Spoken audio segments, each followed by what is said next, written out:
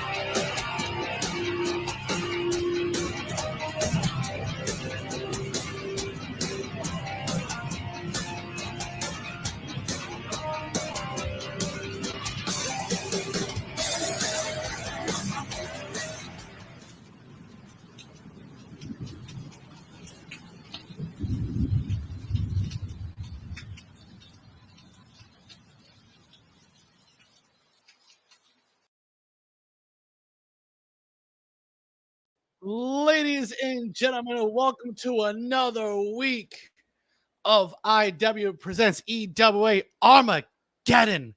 This is our annual pay-per-view, and we are live from Washington National Stadium in Washington, D.C. And I gotta say, we have a star-studded card. Last week was last week, but this week is definitely this week. And I gotta say, this was amazing. We had one hell of a week last week. I celebrated one hell of a birthday, even though I got injured and attacked by Sean Jackson, manager, Marshall Owens. And yes, my twin brother, Killer D, took over last week. And I want to thank him for that. I want to thank everybody who was there to help Killer D last week. I do appreciate everyone that was there. Of course, I had to take care of my obligated needs of being out for a little while. But we are live. And I mean, yes, we are live. We did click the live button and not wait several minutes to show up on the page. But I got to say, guys, I'm never alone. I'm really not. Because I love having the people I have here. But I'm going to bring on my first guest. Oh, yes, I'm going to bring her on. Who do I choose? Why do I have to do this? It's a longest acronym for a female in the world. Yes, she is the co-general manager of EWA. She is the general manager of CEW. She is also the client of Crew F and Daniels and part of the club and the hottest bitch of IW, Christine. Ayo. Christine, I definitely did a better job this week than I did last time with it. Yeah, you finally got brain cells. I know. I did. It took you long enough. And by the way, Showtime said, welcome back, you dick-faced gremlin. I mean, you are a dick-faced gremlin, but By the way, he also said he celebrated by having his assailant bust the nut on his back, I guess. And he said, notice how he held up Rosie when he said he's never alone. Yes, I picked up Rosie, absolutely. But Christine, what a week. It has been a week, and now we are here at Armageddon. I mean, what did you think? And Christine, I got to say, you and the team last week, when I woke up and I saw that, I went to bed in the hotel room, right? I had to sleep. I needed to get some sleep. It was a long day, especially with me being hurt and everything. I had to sleep everything off. I apologize for missing the show that day, but I did watch it the next day. And I got to say, what a card y'all put together. The team, along with myself, mainly the lovely team that we have of creators and writers and legal team and so on and so forth. We tried our best to make sure that everyone was represented well in this pay-per-view. And we have some absolutely killer showcase matches tonight. Absolutely do. But speaking of killer showcasing and making sure everything runs backstage, he is my saint of security. The head of security of EWM, my boy, Cody Cash. Cody, Hey. what is up, you sexy motherfucker? Oh, stop it. I mean, Please how you doing there, brother? I'm doing better than I actually do these things. I've been so freaking busy with all this paperwork and keeping everybody in check. Haven't had a chance to sit down. Finally can. Well, I gotta say thank you for last week for helping with the card.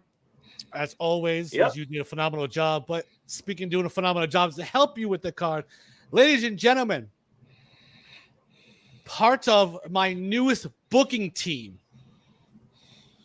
As I'm giving her a raise right here, right now. By the way, Christine, for doing what you do, you got $100,000 bonus in your paycheck. I think you're just kissing my ass at this point. You know, I but here's the thing.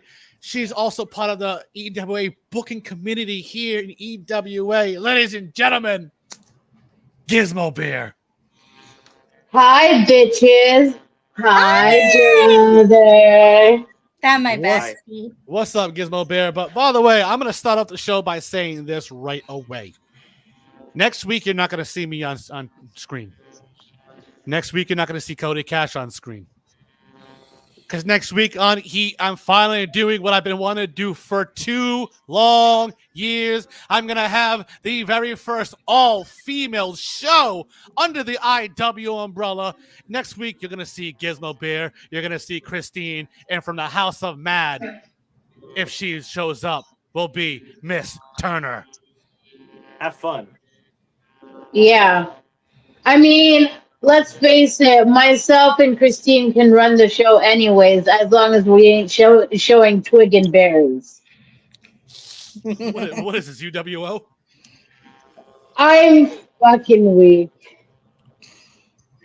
But Funny you mentioned that, but I'm not gonna say nothing. You know you want to. Hell no, I don't. I'm trying to keep Oh, I'm come trying to keep myself on. on air over Come on, here. Cody Cash. You know you want to.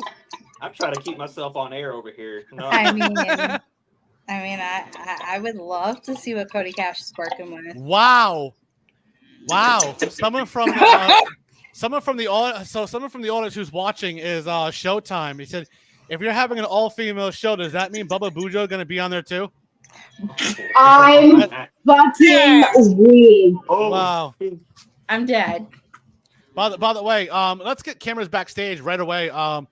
Crew Daniels, Already? your client is in the car. He's yelling on someone on the phone. Christine, can you tell us anything about that? It's hard telling with Crew Daniels anymore. He has decided to take on a new approach and a new side of things.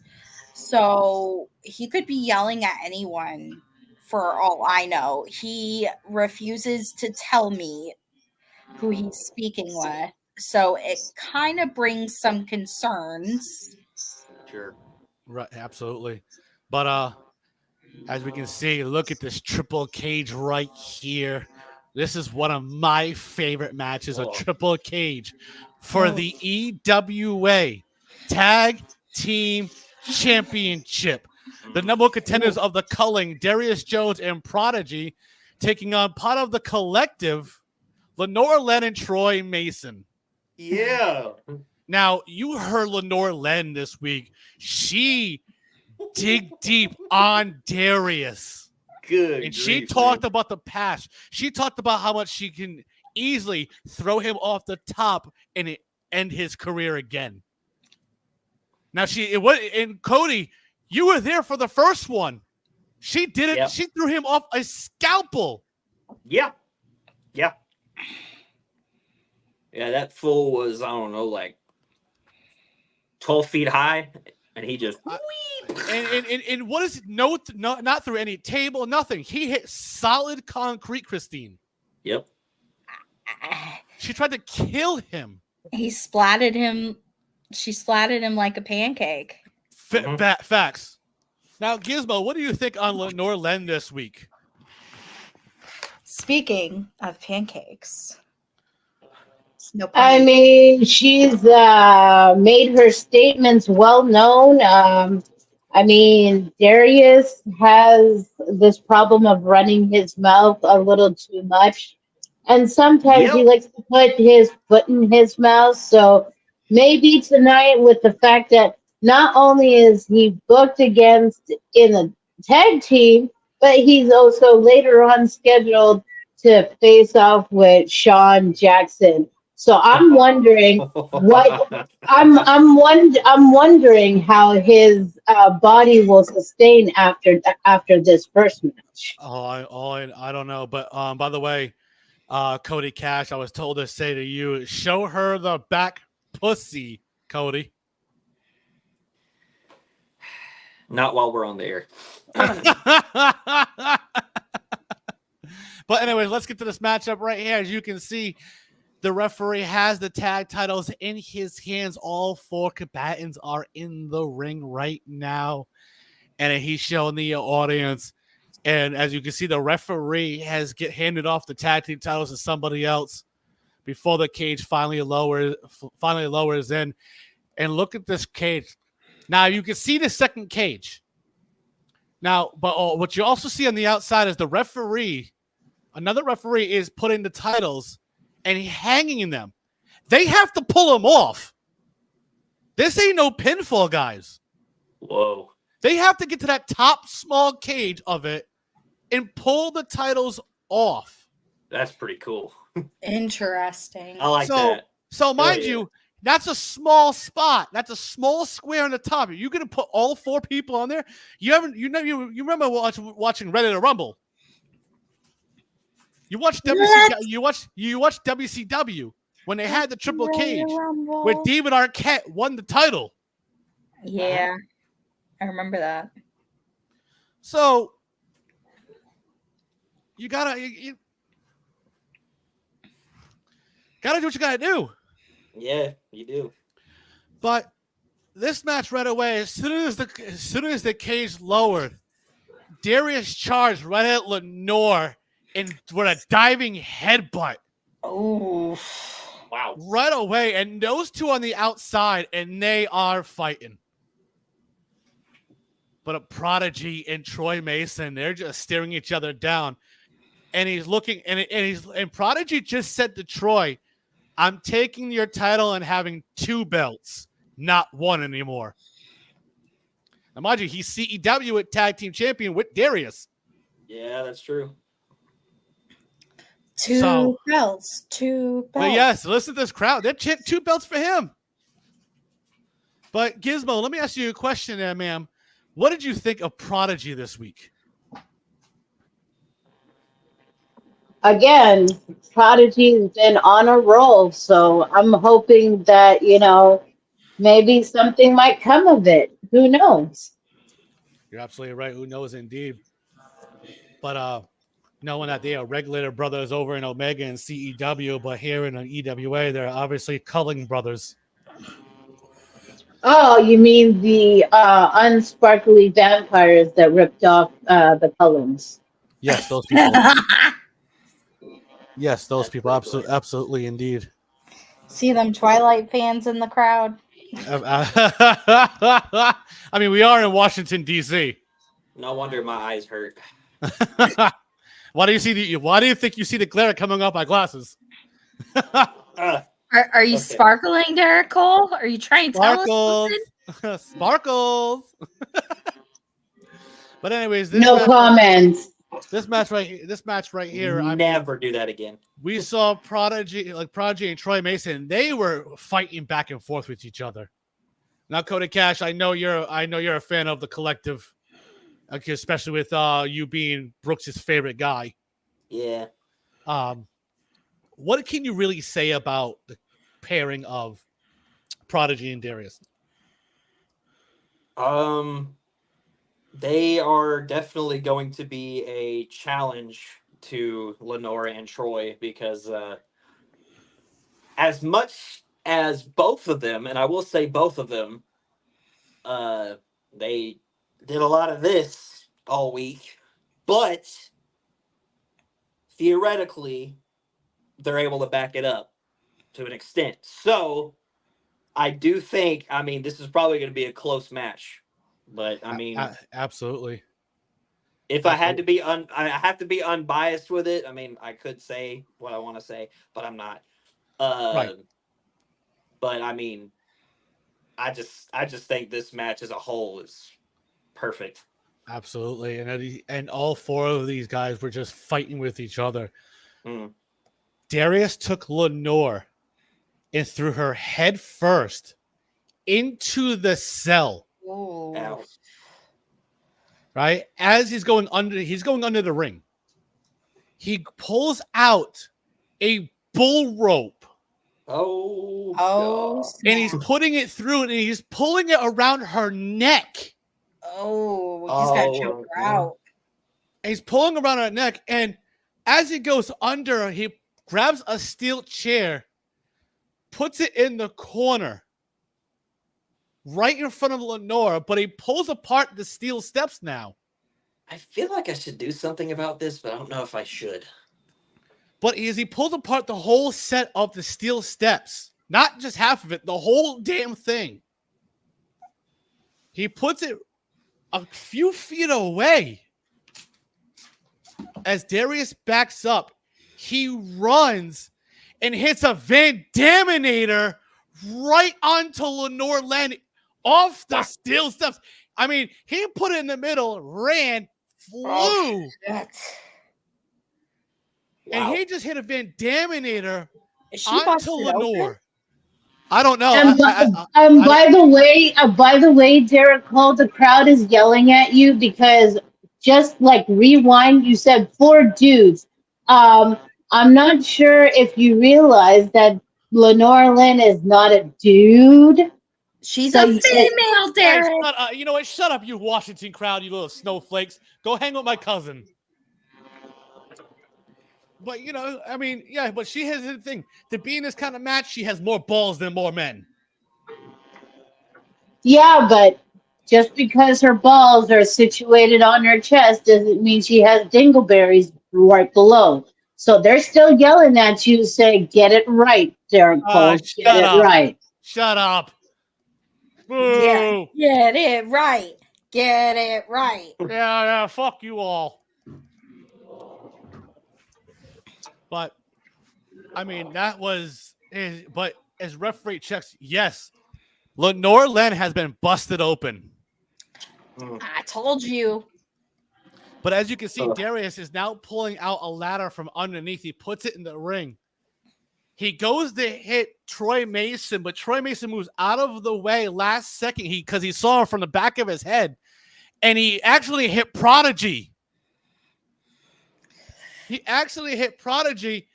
And Troy grabs Darius holding the ladder and hits a German suplex. Damn. Oh, Jesus. Yikesy. Holy shit. Holy shit. The crowd is already chanting. Now, these guys, these three men and one lady, they are going through a hell of a match back and forth for the next 10 minutes. So Troy Mason grabs the ladder, sets it up. He tells Lenore, "Get up there. Go. I'll handle Darius." And of course, he hits the Mason bomb right on him. Ooh. But what he doesn't see is he sees Prodigy. He jumps off the top rope and hits a spike tornado DDT onto Troy. Good grief. God. But Lenore makes it to the second cage. Well, now you got weapons involved. Oh, hell. She looks at Prodigy and goes, "Get up here. Come on. You want to run your mouth? Huh? Because over in Alpha, I'm a part of Grime, you son of a bitch." Oh, Lord, you had to bring them up. Oh, my God. She's baiting him as Prodigy climbs up the ladder and pushes it off as he closes that second cage. So Darius and Troy has to climb up themselves. Wow. It's getting so Christine, good. I need bacon. Christine, I was going to say, what do you think of what's going on early so far? It's so good. I had to grab bacon, man. I understand that you had to grab a piece of bacon, and bacon is I'm good. sorry, Scabs. I'm eating your kind. I'm sorry. Speaking of bacon, we know Scabs has a match later on tonight in a pig pen match. But as you can see, Prodigy and Lenore grabs a kendo stick. But so does Prodigy. Oh shit. Prodigy and Lenore. They're going in circles, and they start trading shots to see who drops first. And she hits Prodigy over the head, but he ducks under and just goes left-handed and whacks her across the head. Right in that busted spot. Oh. But as he's handcuffing Lenore right to the cage. Oh my God, he has he has the arms spread out like she's Jesus. Oh no. Not a Raven spot. I mean, that's a smart move. Yeah, absolutely. You're right. It is a smart move. Absolutely indeed. But as he takes the kendo stick and he starts taking shots right to the chest of Lenore Len. Oh. I mean, Gizmo, did you ever think you see Prodigy with this kind of side of him? I was wondering where it was. Absolutely. You kind of have to have it in this type of match, to be honest with you.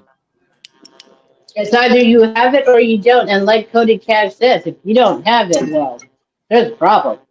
Yeah. Absolutely. But what It's Prodigy survival of the fittest here. But what Prodigy doesn't see is Troy Mason is using the ladder and he's climbing up. As he does, Darius Jones jumps off the top rope. Oh boy. Grabs him by the neck for an inverted neck breaker off that ladder. Oh my God. Shit. And Darius grabs that ladder and he's climbing up. He just opens the cage. Oh boy. Oh hell. Oh my God. And he tells Prodigy, open the side door. He looks at Troy Mason and goes, come on. Climbs up there. Those two brawl. Those two are brawling. But here's the thing. Prodigy is just taunting the crowd. But what he doesn't see is Lenore Len used her feet. She used her boots to pull the key down. She's gonna unlock herself. She puts it in her hand. She's trying to. She does. She actually unlocks herself.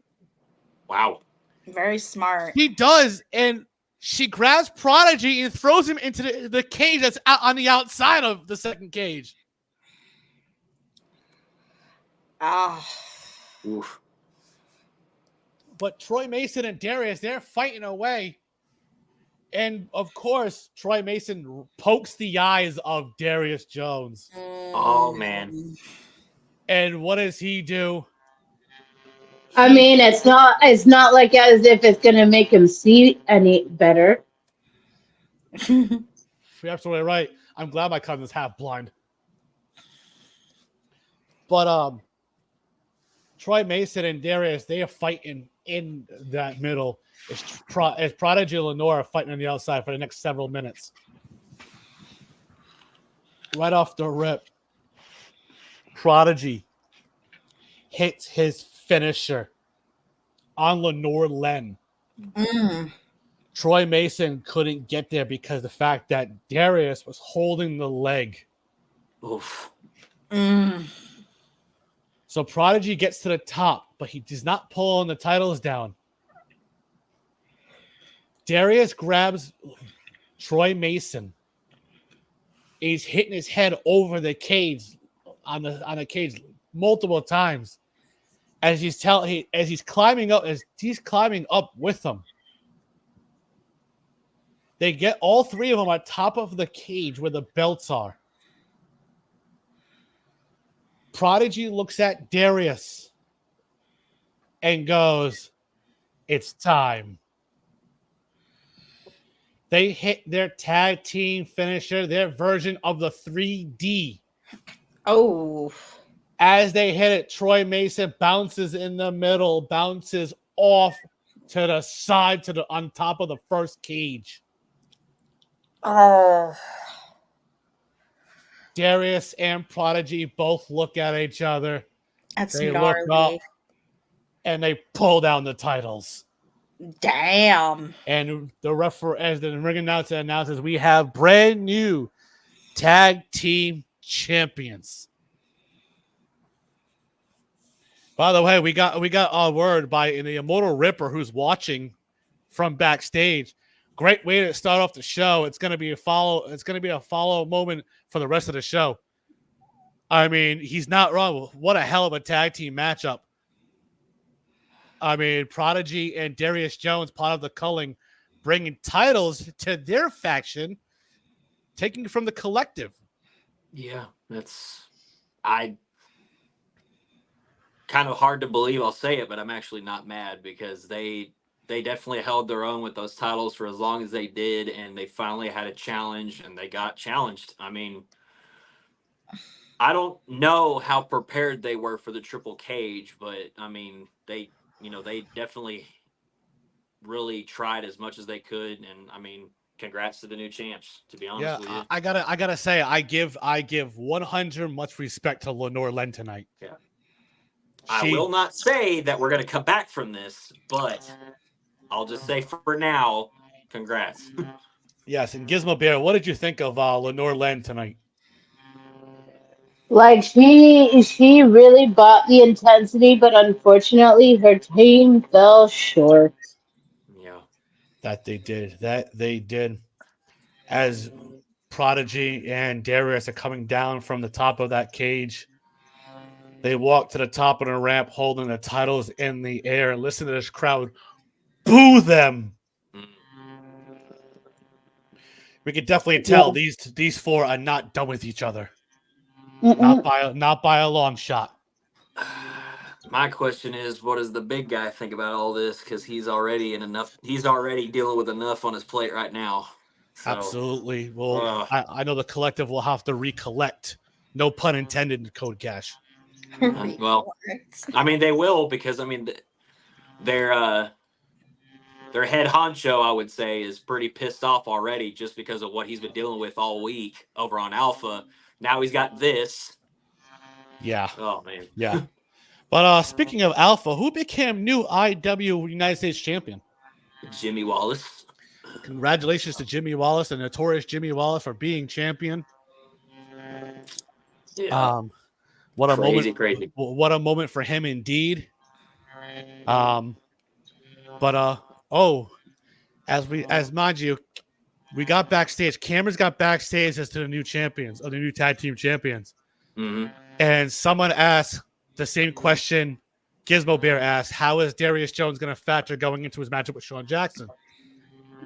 And he just said like this: doesn't matter the match.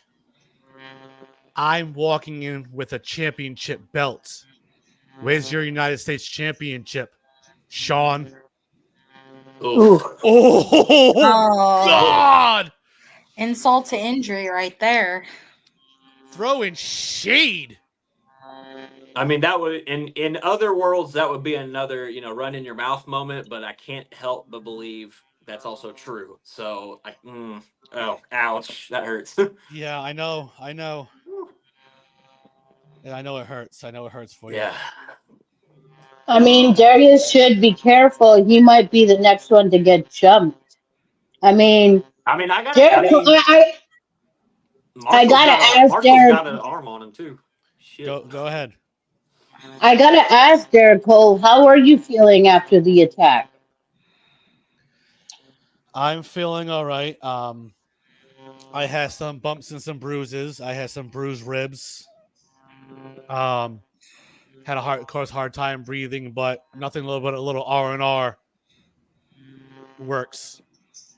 To be honest, I didn't think Marshall Owens had that kind of dog in him to do that. And Wow. I didn't. And Cody Cash, I know you. I know you're part of the collective because the fact that you're Brooks' #1 guy, and Yeah. even you guys didn't know Sean's actions. No, he doesn't tell me anything. To be honest with you, and I'm supposed to kind of be their voice of reason.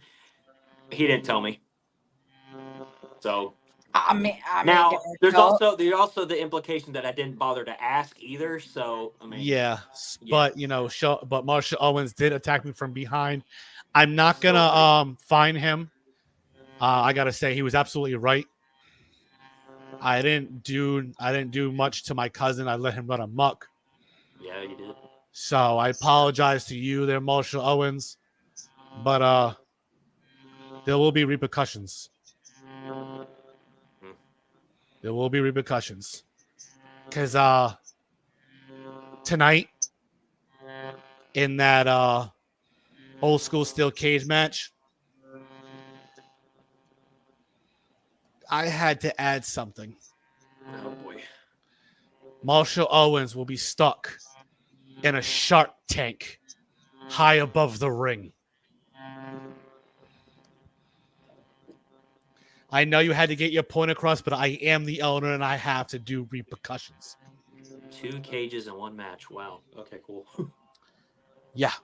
So, but let's get to this next matchup, match number 2. Okay.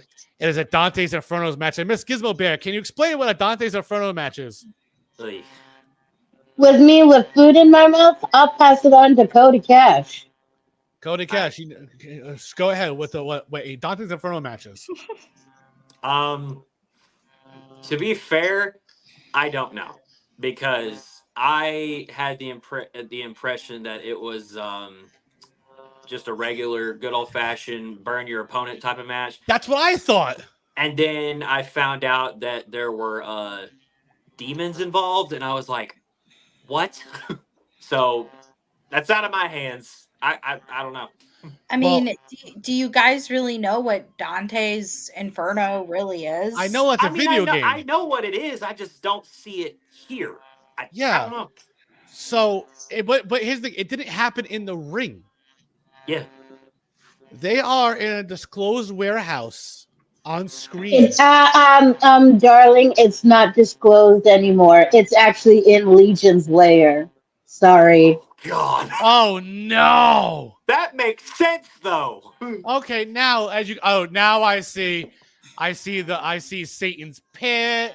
I see the pitchfork. Oh yeah, I see it all now. Okay.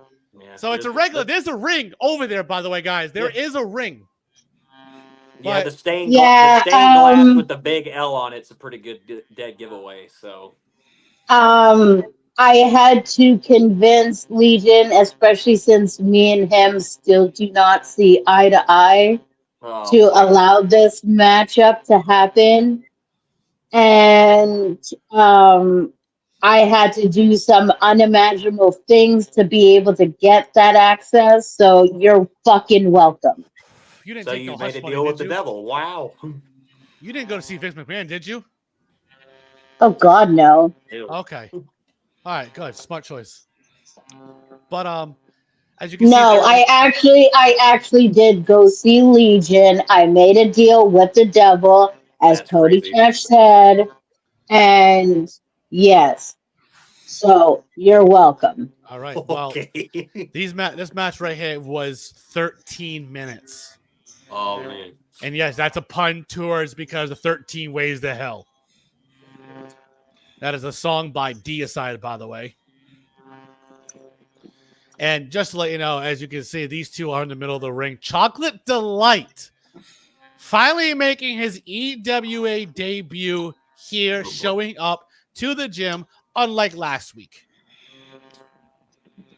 Well, he was told by my team if he doesn't show up, there's going to be repercussions. Absolutely, repercussions indeed. And then also with the implications of what Gizmo just said as to where this is taking place, had someone like you know who gave you permission to be in his lair and showed, he would kill you.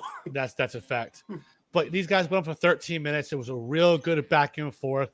Orlando showing up and showing out like always, you know, and of course Chocolate Delight being that smooth, suave man that he is, of course. Ugh. You know, he set up and hit the do you end, which is a running knee. Shades of Daniel Bryan, basically. Hit that running knee called the do you in. He got the 1, the 2, but he picked his head up. Wow. I don't know if that's smart. No, I don't know. But as he goes to the outside, right, pulls out a table, and it is covered with thumbtacks and glass. Oof. Okay, and something pulled it and said password. Oh yeah. And he said, Legion said so. And he was able to take it out. Yeah. Yeah, you don't ever want to know what's underneath that ring when No. If Legion says so, Legion allows it. Yep. That's the rule, Cody. And he got lucky. He got lucky. He said yes too. Yeah. As he puts it in the ring, right? He puts Orlando Simpson in the corner with that table. Oh man. And it hit the do you in again. He grabs the 1, he grabs the 2, and the 3. Oh man. Chocolate Delight. Lenore Land's favorite guy. Mhm. And this the part that's cool, that kind of, you know, right before the feed cut off was kind of weird because, you know, there's, you know, everything started glowing and sulfur and all that demon shit, you know. But, you know, I could see the look on Chocolate Delight's face change whenever all he heard in the distance was somebody was clapping for him. Nobody knows who. Yes. But I think we do know. I think. But yeah, absolutely. But as you see the lights come back on here in the Washington National Stadium, Okay. finally. Thank God. I was scared to watch that. Let's get to this next matchup. It is match number 3. Is a Falls Count Anywhere for the EWA TV Championship. The champion Brackus taking on Zach Sanity. Now, mind you, Brackus is part of the club. Yep. And showing why he's TV champion. Yeah, because he fucking lives. Absolutely. But I mean, Zach Sanity, he brought it to him though. I'll say that. Yeah, yes. Uncle Russell Uncle Russell from Sextuplets definitely brought it in. Why? Okay. I'm not even gonna because he looks like him. Just keep chugging the twisted tea. Keep chugging the twisted. I could tell you who I could tell you who you look like, but that's a long list. Go ahead, say it, brother. No. Since you weren't here for my roast, Cody Cash. No, I'm okay. But I think you got roasted enough getting beaten to near death by a manager. So I think that's good enough for me. All right. I agree. But I don't think. I honestly don't think so. I don't think Bobby Boucher got enough. Probably not. I give you a promotion. This is how you treat me? Yeah. I could give myself a promotion if I wanted to. I love you guys too. If you keep on going, I'll stick you as the water boy permanently. The day I go over will be the day that I am actually happy with you and will not curse you out. Wow. But let's get to this Falls Count Anywhere match, right, guys? Hell yeah. I mean, it was for 15 minutes, and I'm gonna go around the room with you guys. Cody Cash, I'm gonna start with you. Brackus or Zach Sanity? I mean, like I said a second ago, I appreciate Zach Sanity's effort, but I mean, ever since he got the gold, I mean, Brackus has been a hell of a TV champion. So I'm gonna say he retains for sure. Especially taking it off of James Park. Exact. That too. Yeah, that's a big step. I mean, he took the title off of him Mm-hmm. and has ran with it ever since. Exactly. Yep. But during this matchup, these guys really fought everywhere, okay? As they got to the back, now mind you, right behind Brackus was the number one contender, Oh. and that is No Mask KC, Oh man. who rightly deserves, and he just looked at, he just had the Brackus, hey, I'm your number one contender. Why are you facing him? He has a point. Yeah. Well, I do have a point to that because Derek Cole, Bobby Boucher, forgot to send the emails over to the team of booking, which is Wait, why. I was battered and bruised. Give me a chance. Oh Listen, please, you were you tweeting from the already didn't hospital. have brain Shut up, cells to begin with. Marshall Owens did you a favor. I saw all the tweets you tweeted out while you were on painkillers, dude. Don't give me that. All right. I forgot. See? I Told forgot. you. I forgot. Yeah, because you're on painkillers. You don't remember a damn thing. No, this painkillers really fucking helped though. Viking Perk 30 is are really good. I would hope so. But this matchup right here.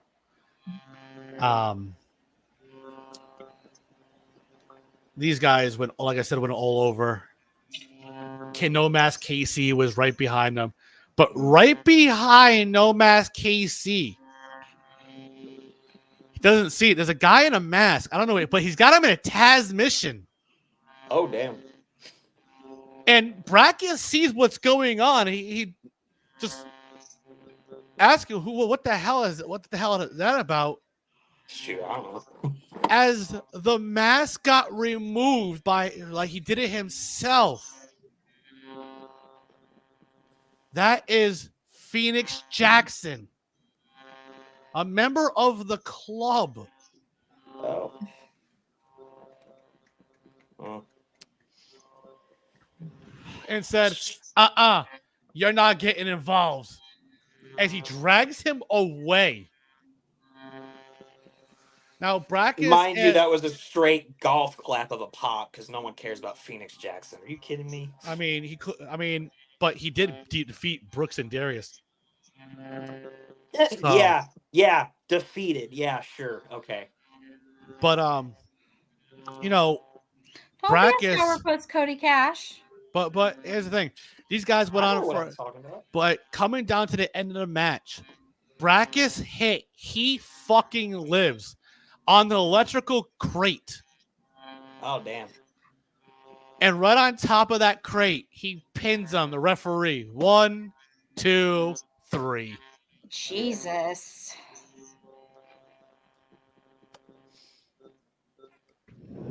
Wow. I mean, if we're really gonna go that route, I would guarantee that if Phoenix Jackson faced Brooks 1-on-1, he would get the floor wiped with him if he wanted to. Just saying. As soon as he cleans the clock in this triple threat match, Yep. he can go after anybody he wants. And if anybody else wants a shot, he don't care. And if Phoenix Jackson steps up, he's gonna get his head taken off again. So Yes. Actually, you know what? I'm feeling a little bit generous tonight. I think I'm going to make a match. oh Wow. hell. What are you doing for next week? So, since we have the newly reunited, the Devious Duos, Oh hell yeah. we are going to have in the main event Brooksy with Ooh. Dragon Queen versus Phoenix Jackson and a partner of his choosing. Ooh. That could be anybody in the club. Yep. So I mean, hell, it could be even Christine. You said anybody. It could be literally anybody he wants. It doesn't matter. It doesn't have to be just the club, dude.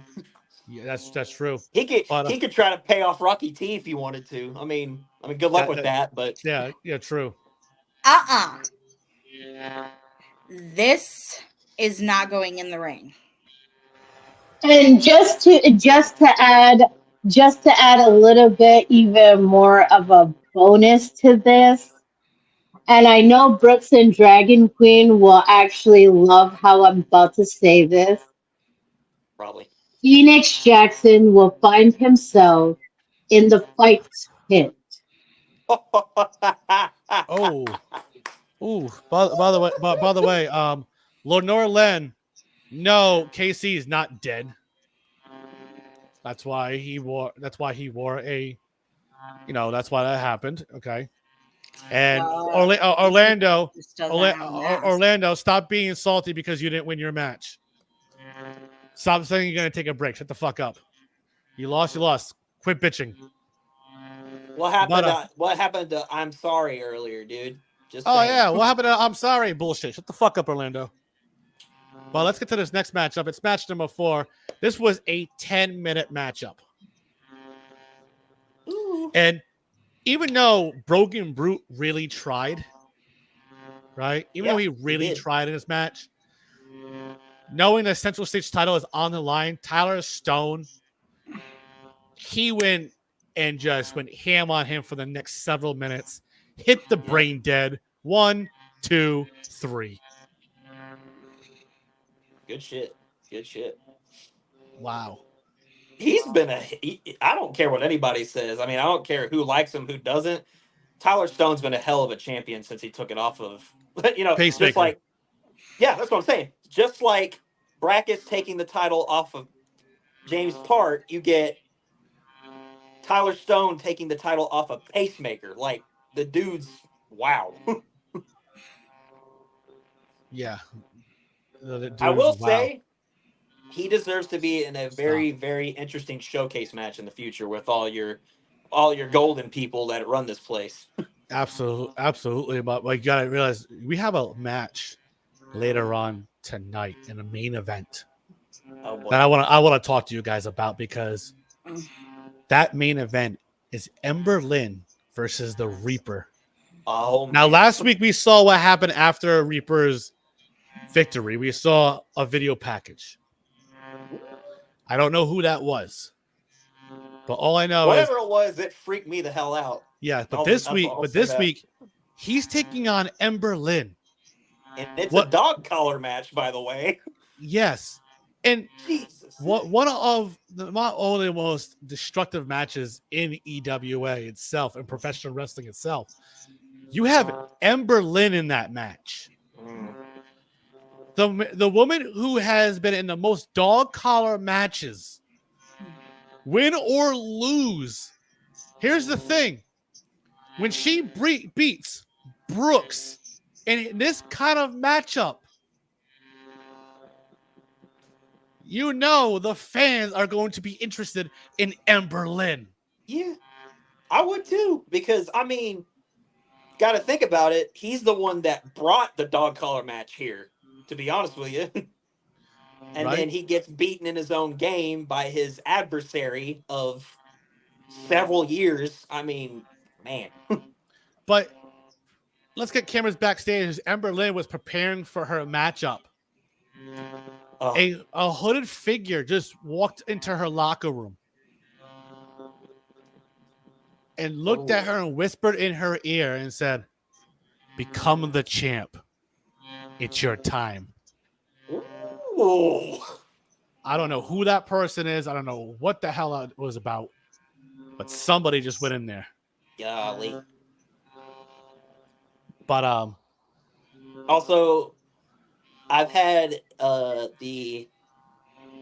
don't want to call it a privilege because it scared the shit out of me, but I've had the misfortune of watching an Ember Lynn match ritual. I hate it for a good reason, because it's cool, but I hate it because it scared the shit out of me. Yeah. Because Yeah. if she's gonna go from sitting like crisscross, meditating, and then all of a sudden she perks up with her spider crawl, I'm out of there, dude. Yeah. Hell no. Yeah. Hell no, But man. she got to face the Reaper in a dog collar match, and the Reaper, ever since he took the title and won that at the very next week, he's been doing what he needs to do as champion so far. But as you And I can just see, hope for the sake of Reaper, because he's already proved himself to be a very out there world champion so far. He's already been super brutal lately. yeah, For him to put a target like that on his back, but then also start talking about how he's the most powerful celestial being in the business, that's gonna upset some people. So I absolutely, mean, let's face it, that's pretty ballsy considering the fact that he's going up against the other most powerful being exactly. in this company, which is Emberlyn. yes. Mhm. Emberlyn is the one of the most destructive women. Okay, and when you say most destructive, Dragon Queen is up at that top spot. Emberlyn is right underneath her. Yeah. And when you saw Dragon Queen take on Emberlyn in the Sam Woods Trials match, what did you first think when you saw that on Honestly, paper? I thought, holy shit. And Yeah, then when the match happened, again, I'm saying it, it was the match of the week. Everybody I is agree. still talking. Everybody is still talking about it. I agree. By the way, during that matchup, the most talked about person besides Dragon Queen was Emberlyn. She was Mhm. that woman. Everybody was talking about social media. Dave Meltzer rated it 5-star and talked more about Emberlyn than Dragon Queen. I even said this at the press conference we had, and a lot of people are thinking it's just because I don't want to get my ass kicked by her. But I stand by my point. I mean, she doesn't she doesn't really get the flowers she deserves all the time. And I think that's disappointing because of how much just Yes, Dave she's Meltzer. probably one of the most underrated women in the business. Like she could literally topple the entire mountain of rosters if she wanted to. And I Well, know she has the ability well, to do that. before we get to this next matchup, you guys can see the razor blade, barbed wire, old steel cage coming down, but the music of Hulk Hogan just hit. What the Real fuck? America, as you can Ew. hear it hit, and what the hell? Oh my God, that's A America. A Oh America is man. here. America! So as you can hear, as he's slapping high fives to everybody, as he comes down here, he grabs the headset. Here he is, A America. Welcome to the EWA, sir. Yeehaw! Wow. Hey, America! America, Cheers, there, A America. America. But America, Wow. what do you think of the show so far? Before we get to this next matchup, Man, it's been jaw dropping. Everybody has shown up and shown out. It's been very, very impressive. It's been very I good. gotta say, this is one of the best commentary team you see. That even though we have to compete with Alpha and Omega. Well, I have to say though, I A America, you lost bonus points for coming out in Hulk Hogan music. Absolutely. He Now, took it from me, so but now as you can see, Sean Jackson's coming out, and Marshall Owens is pissed as he comes to the commentary table and just stares me down. Hey, you brought this upon yourself. You hit me. I'm the owner.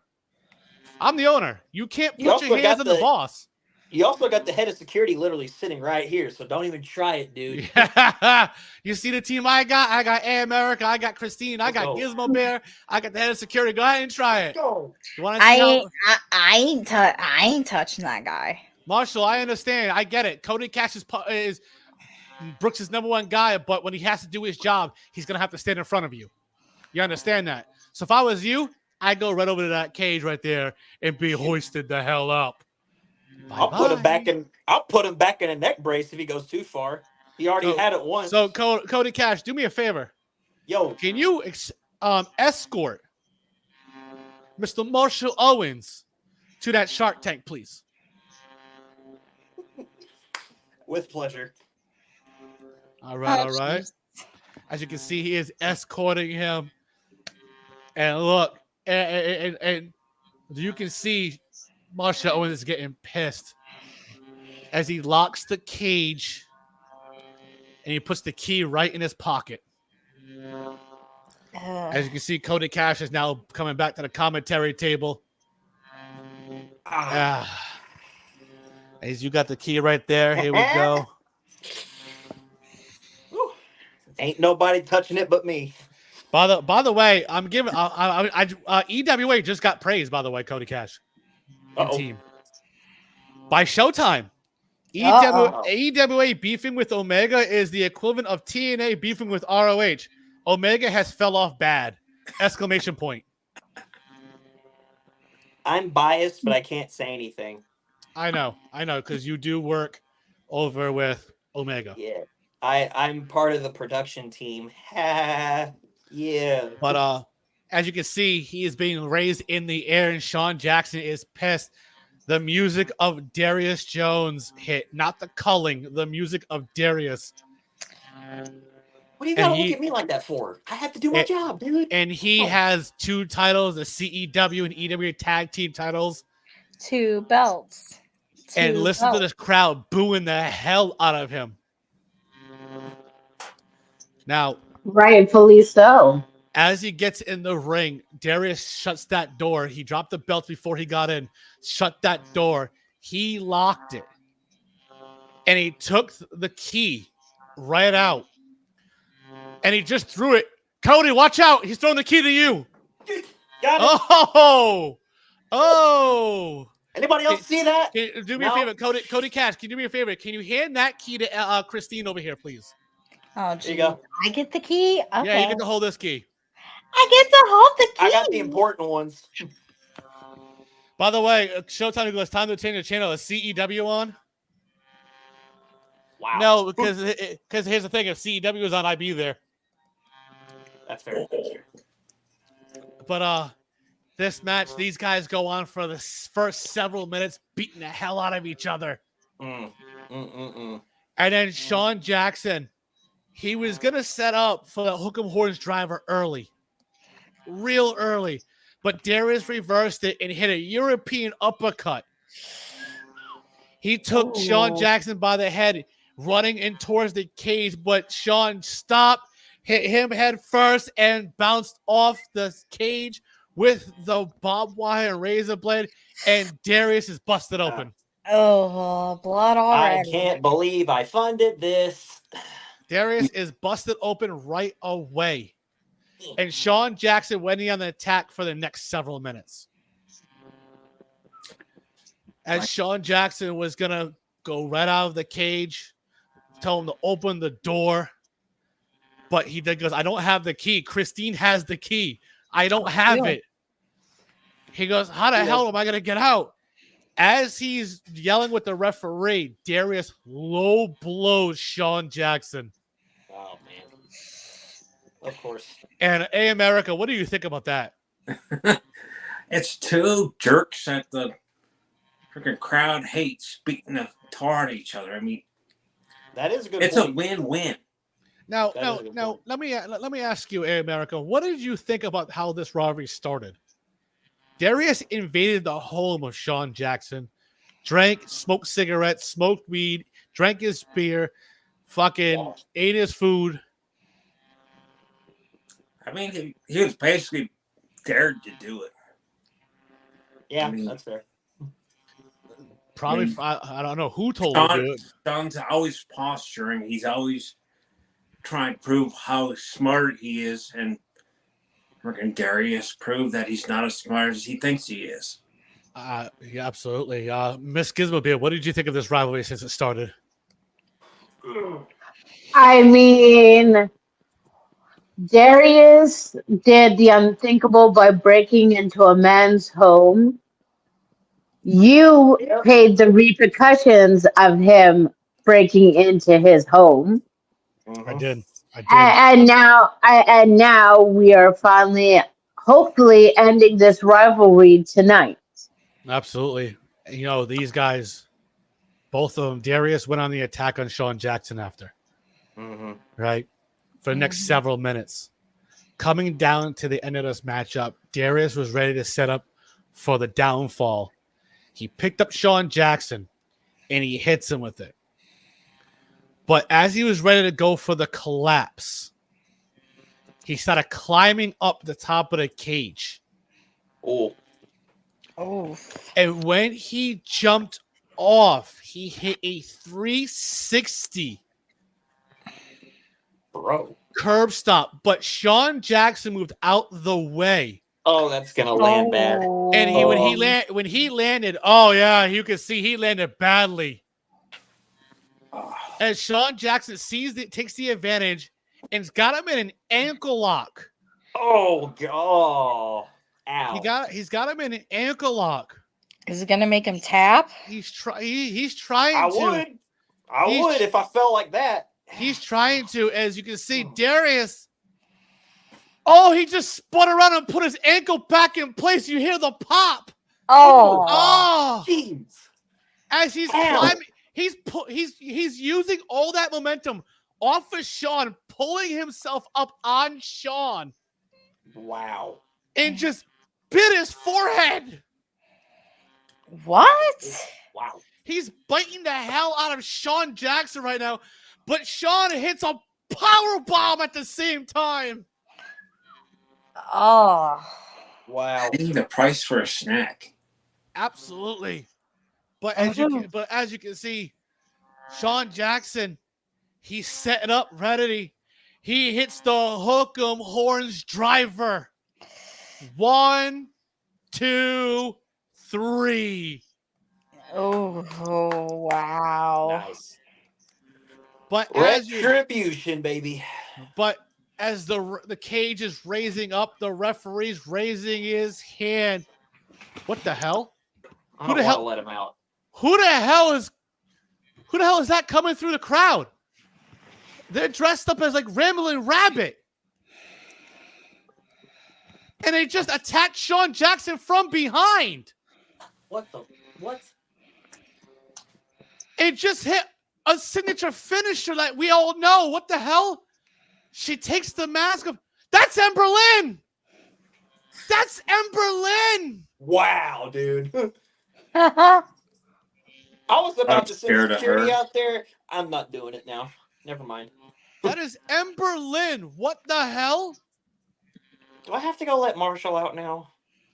Yeah, yes, you do. No, yeah, definitely. Can he not be like the ornament for the rest of the night?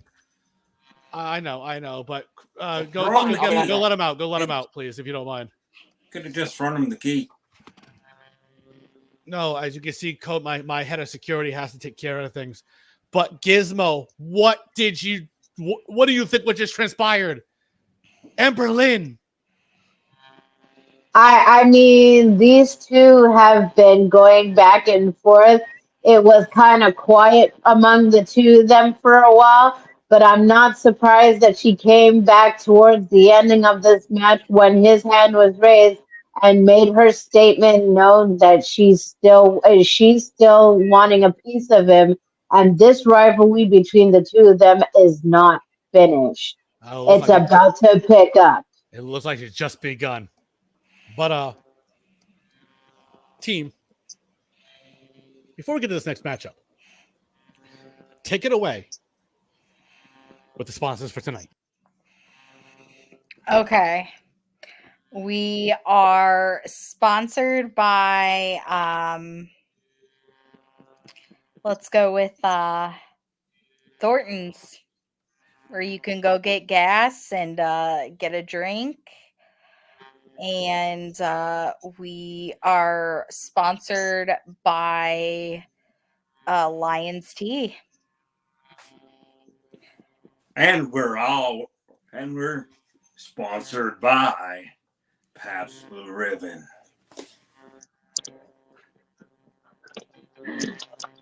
Because There's no because. It's just delicious, and it comes with my deal. I have to say it. I have to. I have It's to. America. Congrat. Yeah. What is that? Contractually obligated. Yes. Mm-hmm. And we're also sponsored by the Bentley production for all of our poster needs, the Bentley logos, posters, everything graphic wise. We are sponsored by the Bentley production team. Yeah. Absolutely. And I thank Bentley Productions for sponsoring tonight's show and doing everything he does with the posters. Also sponsored That's by my Dr. sponsor. Pepper. Also sponsored with Dr. Pepper here tonight. But let's get to this next matchup. It is a cattle prod on the pole match for the EWA MVC Championship. Oh boy. Now, mind you, you have to take the cattle prod off the pole and use it on your opponent. Fun. Gotta brand them. Wow. Brandon Zapham. Wow. That's shocking. Wow. By the way, Dragon Queen here just said Darius Jones is the new Mike Tyson, just not the air. Wow. Wow. Damn. Okay. But Dragon Queen, guys, has a first-time matchup against Crew F and Daniels. And Christine, I know that's your client later on tonight. Yeah. Hell of a match is going to be tonight. Yeah. Actually, I have to ask Christine, what are your thoughts with this match that came about? I've been telling my client all week that he needs to change up his approach, especially when it comes to Dragon Queen. And especially how ruthless I know Dragon Queen can be. And I know what she is capable in the ring. And I've told Crew that he needs to change it up. His style needs to change up. We need more weapons. We need more sadistic nature. We need all that we can get. Where they're going is sadistic enough, if you ask me. Absolutely, indeed. But And you need to shave that Ugh. mustache. Shave that mustache. what? I'd say you need to shave yours too, but No. it makes you who Well, you are. So I can't hold say on, it. hold on. No, A America has one of the best beards in the business. Yes, that beard is hot. I mean, but yeah, I agree. Crew Daniels needs to shave that mustache off, stop looking like Adolf Hitler. Yes, I went there, America. I'm sorry. Get arrested. Absolutely. You had all Now- sorts of people to choose, and you went there. Okay. Yes, but this matchup right here was Mhm. 14-minute matches, 14 minutes. Okay. You can do it. And it was a real good back and forth. It really was. I mean, guys, gotta say, Chaos Kid really brought it this week against Evil Heart. But he only went to the gym once. And then right before the show even started, he went to the gym again. Now, Gizmo Bear, Christine, you both know, and so does Cody Cash in A America, you know how it is. When it comes to going to the gym last minute, how much we hate that. Mm-hmm. It's not really the greatest thing to do because you want to be at your best before your match, but at the same time you're going to wear yourself out before the match even starts. Very true. Very, very true. Absolutely. Absolutely, indeed. Now, this, like I said, this matchup went for 14 minutes, a good solid back and forth. But Evil Heart, she hit the evil stomp. She climbed up. She pulled out the cattle prod. Here's where things get interesting. because how evil she really is. She pulled down the tights of a bare-ass Chaos Kid and used the cattle prod right in his asshole. Ow! And she zapped away the fuck out of him. Ugh, That's a great way to get us kicked off the air. Yeah, evil, Think what of the the fuck? kids. Yeah, I think of the kids indeed. As the referee rings the bell and Chaos Kid gets out of the ring, pulls up his pants, and he goes running. I would too. I'm There's gonna a have brown to streak. sign There's so a brown much streak. paperwork. Oh, whoa. Hey, crew. Listen. Don't get mad because that's what I compared you to, okay? It's not my fault yet you have more, you can give a gummer better than an old lady. Gizmo Bear's like, I'm gonna drink my tea. She's like, I'm gonna just drink my tea. You know. If you know, you know, right? But Especially old ladies who have OnlyFans content. absolutely. But guys, we need cameras backstage. Cody Cash, you need to go get security. CEW and EW security now. Culling, Collective, and Club, they're all battling each other backstage. I need you back there, please. That's all Oh you yeah, need, get guy. your energy in. Thank you. I need him back there. Wow. Guy has But- one job. Yep. Let's get to this next matchup. As you can see in the side of the on the side of the stage area is the pig pen match between Scabs and Kenzo Blackheart. And by the way, Scabs is 7-0 in this style of matchup. Has not lost once. Undefeated. He's king of the pen. And I'm glad that I'm all stuffed up so I don't smell the pig shit. Absolutely. And Scabs comes out first. He looks at the camera and goes, "Whoever becomes Open Challenge champion tonight, I'm your next opponent next week." Oh, Jesus. Scabs. But you see, that's going to be a bit of a problem. So let's say, for example, Crew Daniels actually walks out of there, then he'll have to face off with Scabs. Now, if you remember earlier in the show, if Dragon Queen happens to win, she's going to be in a fight pit match with Brooksy, and That's right. That's right. so We'll have to have it for the following week. We'll have it the following week, Gizmo Bear. Correct. Thank you for the correction, ma'am. well, somebody has to keep your ass in line. Absolutely, I And, agree. and obviously, I'm not doing a good job at it. Christine, you obviously do a good And job I'm not going to touch it. because you always have to remind me of things in our business meetings. Yet you still don't have brain cells. So I know, it's okay. I still love you anyways. But anyways, this matchup right here was really good. It was a 15-minute matchup. Blackheart had the early advantage against Scabs. Had the early advantage, right? And he was ready to set up for his finisher, okay? But he didn't do it because he saw the pig pen, and you have to throw your opponent in the pig pen to win this matchup. And of course, Scabs looks at Kenjo and says, "Your cousin isn't over there, you piece of shit."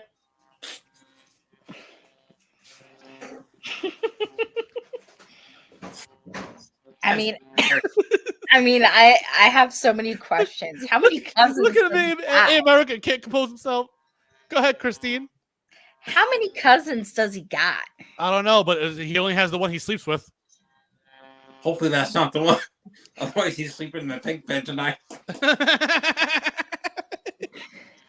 he calls the pig pen in the Philippines called a couch. By the way, speaking of Crew Daniels, he just threatened you. By the way, and I'm seeing this now. I am tired of the disrespect. How about I send the club your way and make you our bitch? Fuck Derek Cole. Don't try me. Crew Daniels, you know for a fact Christine will tell you you can't. So let's not try that. Right, Christine? But at this point, is Crew Daniels really going to listen to me? Because obviously he's not listening to me. Well, I'll say this. Crew Daniels, no. You're not going to try nothing. Because if you put your hands on me, I will suspend you indefinitely. And I don't recommend it, Crew. And I know for a fact Gizmo Bear will make sure she walks your ass out of here. So everybody's got to understand the only person who's actually truly allowed to put their hands on Derek Cole and get away with it is myself and Dragon Queen. And that's only because Derek Cole is like, scared shitless of her and he knows better. So I'm in other words, I'm scared of Christine too when she gets pissed off. No, okay? You two are not the only one. But let's get to this matchup right here. As you can see that he said that right to him. And it pissed off Kenzo when he went for to pick him up. Scabs hit a code breaker on top of the ramp. Oh. And then coming down to the end of this matchup, he hit the last laugh. Oh. Right into the pig pen itself. Oh. And of course, Kenzo Blackheart hit the ground first, which the winner is Scabs. But as Scabs gets out of the pig pen itself, he opens that side door and it goes, "Oh, Petunia!" That's KB Diddy's pig. He stole it. oh shit. And we all know KB Diddy. As you can see, the pig is trying to eat Kenzo Blackheart, and Kenzo is running around. He's slipping and falling, and he's slipping and falling as the pig's not even touching him at all.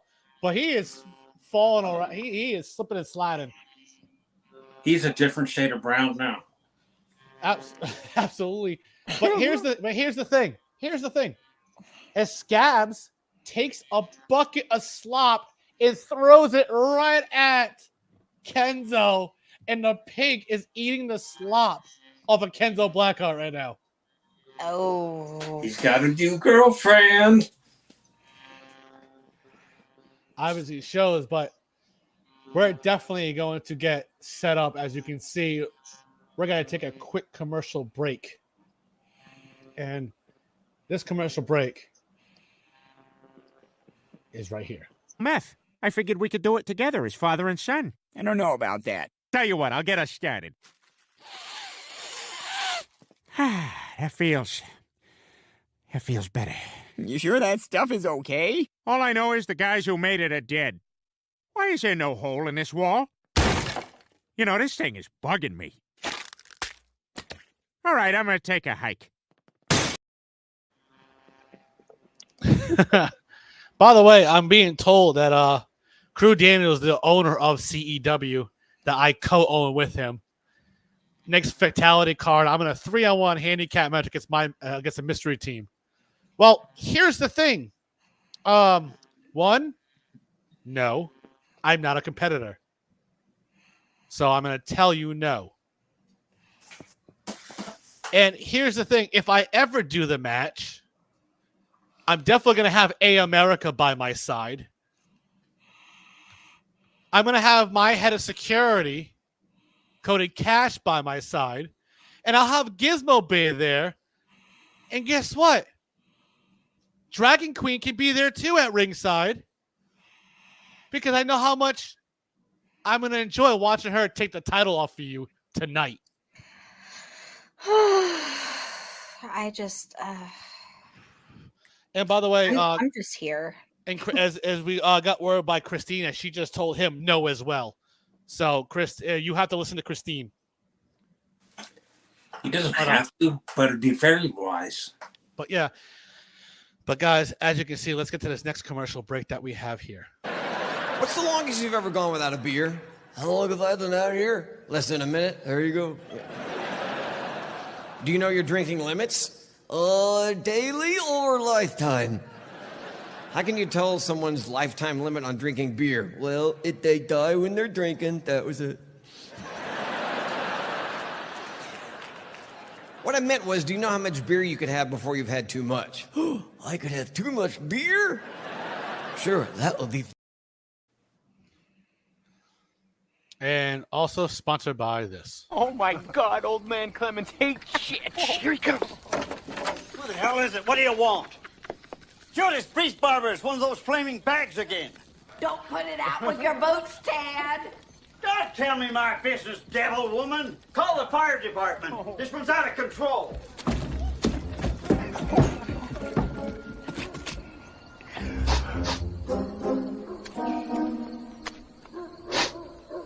Poop again.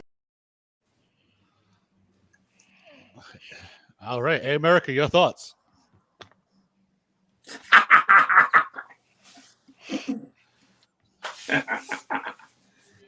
By the way, I have $20 for my bus pass.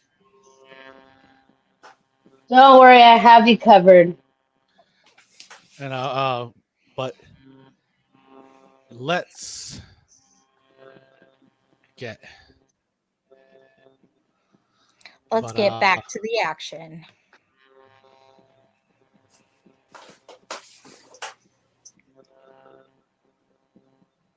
We are on to match 8. We are definitely on to match number 8.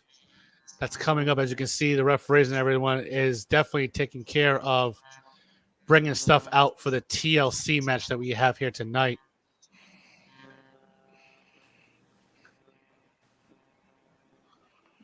TLC. TLC. We don't want no scrubs. We don't want no scrubs. TLC. TLC. Yes, as you can see, the crowd is going nuts right now. Crowd is going nuts over what is going on. And we got a new championship. It's our Evolution Championship, y'all. What do you think? Yes. I love it.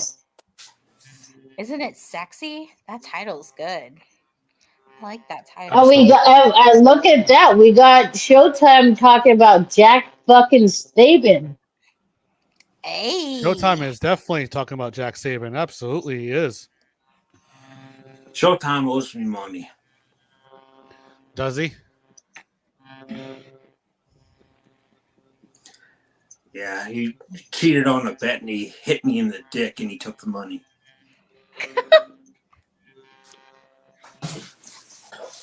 We should have wore a cup. Didn't know we were going to be fighting. God. That was a hell of a baby shower. Gotta be prepared, Sure. my guy. Well, I mean, it's not like I mean, I did see Showtime talking to, Derek, and I do know that he did try to do some mind tricks on him, and I saw Derek Cole beating himself in the kisser. Hey. With Rosie. He looked like he enjoyed it. Hey now. I wasn't doing anything. Yeah, right. That's why I got the footage of you looking like little Nicky slapping yourself around. That was great. We should post it on the EWA TikTok page. Oh, I agree. Let's not go there. Maybe that will give his OnlyFans contents money to come see the show. Yeah, I mean, I wonder how Riley would feel seeing that video. Hey, I don't talk to I don't talk to Riley. I don't talk to Riley. But as you can see, of course, we have this match: Jack Saban taking on the Immortal Ripper, the inaugural EWA Evolution Champion. As you can see that the belt is hanging above the air during this TLC match. And let's go. I'm going to go around the room with Christine. I'm going to start with you. Who do you got in this matchup? Well, I mean, this is a TLC match, tables, ladders, and chairs. Oh my.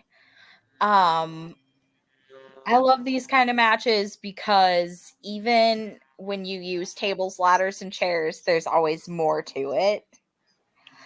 And especially when it comes to this new Evolution Championship, it's going to come down to who wants it more. Who is going to survive this match, climb up the ladder, take this championship, and hold it high above their head. So I'm going to go and place my bet on Jack Saban. All right. Gizmo Bear. Well, not to take away what Christine said, yes, that is very true. That this matchup is basically who really wants it more. Now, last week we saw Jack the Ripper pull out all the stops and out all the odds and to gain this championship belt. Now, my question to him is, can he retain tonight? So my bet is going to go on the Immortal Ripper. All right. And A America. Man, it's hard to bet against a guy who's defied evolution. I mean, he's been around since before the dinosaurs. I mean, I think he'll overcome this TLC match because look at all he survived. I mean, all the history he's seen. Got to go with Jack. Mind you, he's actually called Jack is dead. By the way, he already told me in my office, Jack is dead. And Gizmo and Christine were there. Jack is dead. Yeah. So he took the Jack off. Yeah, he went the Jack off. He definitely did. But this matchup right here, this TLC match for the EWA Evolution Championship was 16 minutes. 16. Is it like 16 candles? I was just about to say, great minds think alike. Dong, where's my automobile? You know? I mean, no hanky panky. The donger needs food. Absolutely, but here's the thing: these two went at it, like I said, for 16 minutes. Great back and forth with these two. Immortal Ripper and America, like you said, showing why he is that legend. But Jack Saban definitely showed why he is that guy to really bring it. I mean, hell, he made Gaz Smith get suspended after calling him a toy soldier. Okay. By the way, I'm given word by Cody Cash.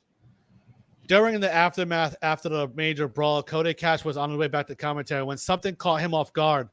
A tall shadow loomed in the dark hallway, and Cody Cash has locked himself in the supply closet for the time being. He's scared of his own shadow. And Showtime is saying he's heard rumors that there might be a sink wash pussy reunion here in EWA. I mean, if that happens, oh my God, that would be amazing. And look who's here watching this matchup. Newly member Kano Alexander. I mean, he is in CEW and he came over here to EWA to watch what happened, but obviously he's here to watch what really happens. But like I said, but in the middle of this matchup, Jack Saban has took Immortal Ripper. He was climbing the ladder, and he used enough energy to throw him off the ladder back first into a steel table. Ooh, those steel tables are steel. Why did we have a steel table? No, steel table. A steel fucking table. That shit's gotta hurt. I mean, you gotta prove yourself in here. Was it a steel table or a steel chair? Oh, sorry, steel chair. My bad. He had a steel chairs laying in the corner. I'm sorry, y'all. Definitely. Man, we got steel tables now. Hate to be. I mean, I did see some stinky steel toe boots lying around somewhere. By the way, we're being told by Showtime, Big Kano are going to be a future world heavyweight champion somewhere without a doubt.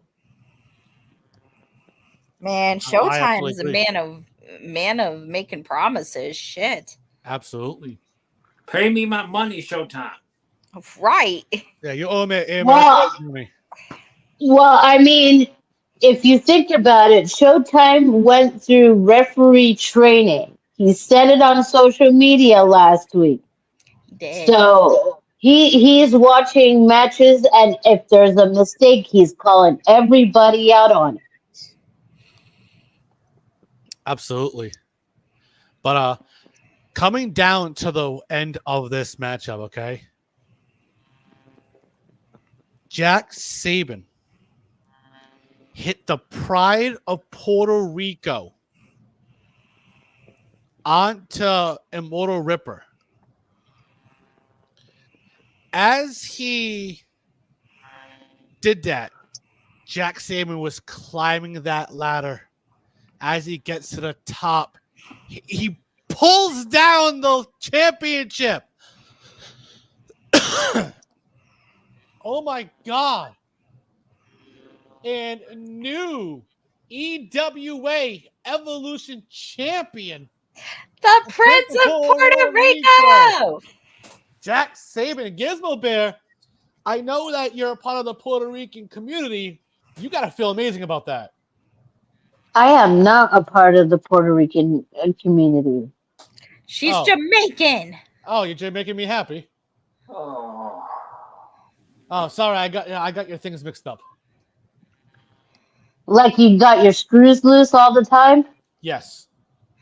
Slap him. Slap him, Gizmo Bear. Motherfucking slap him. No. You know what? I got something even better. I got something a hell of a lot better. Since next week is just going to be you and me and possibly Miss Turner, Derek Cole, for the night, you are going to be the permanent water boy to every single superstar on the roster next week. And if you don't do it, Derek Cole, I'm going to have Christine and Cody Cash fine you because I can and I will. You know what? I have no problem doing it. I have no problem. By the way, I approve. We also got word by Showtime to you, A America. I ain't got it, A America. I got a grandchild I got to help take care of now. It's all about the kids. Sell your grandchild. I want the money. Whoa. He's not Diddy. Oh, my God. That's KB Diddy. Get it right. But hold on. I'm giving word by the rest of my team. Somebody wants to come out here for this co-main event, which is the No Man's Land matchup. But I was told to play this before they came out here. I don't know what this is.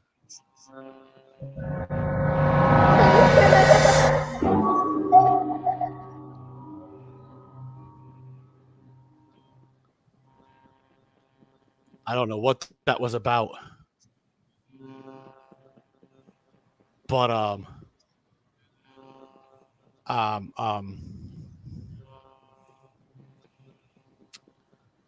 this is a no man's land match, and Miss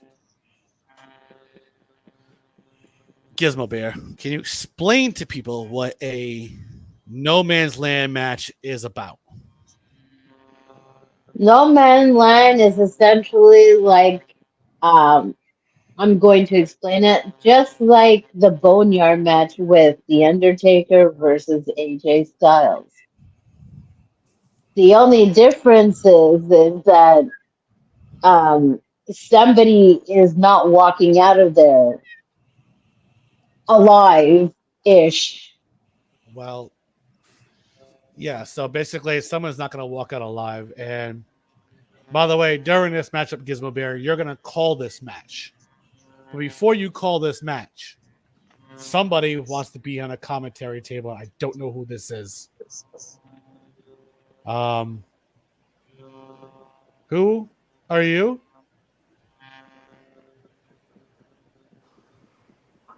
What the hell? Who? Guys, do you know who this is either? Wait, I know Yeah. that suit. Wait. What the hell? Legion is here. So that was part of the deal. That's the deal you were talking about. That was part one of it. But Legion, welcome to the commentary table during this No Man's Land match. Gizmo Bear, I'm going to give it to you. Take it away.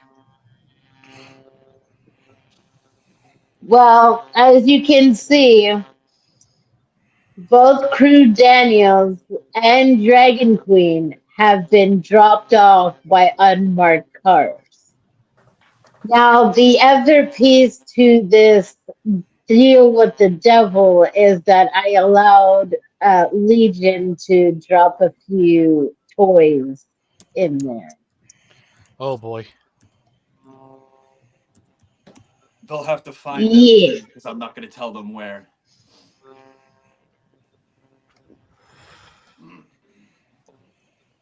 So the two of them are looking around. They see the area, and then they notice each other.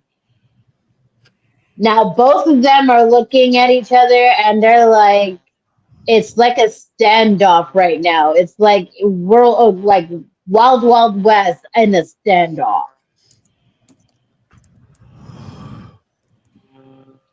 Crew Daniel's not obviously listening to the advice that his manager told him,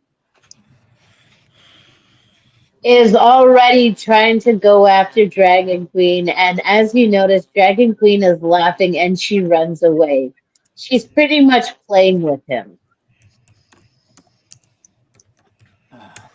Holy hell.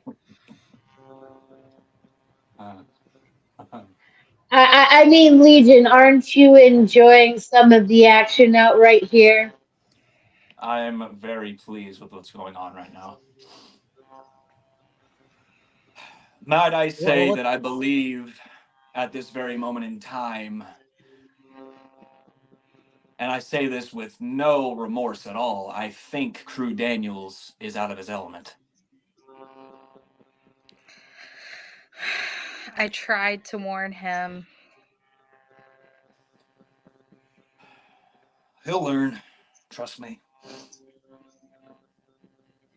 Now it looks like Dragon Queen has found one of your special trinkets, Legion. Hmm. Interesting. Oh, yes, that one. Yeah. Of course, I put that one especially for her. Would you care to describe it for the folks that are watching? Uh, let's just say it is my personal handiwork of a 2x4 with previously used, pulled straight off a pallet, crooked nails.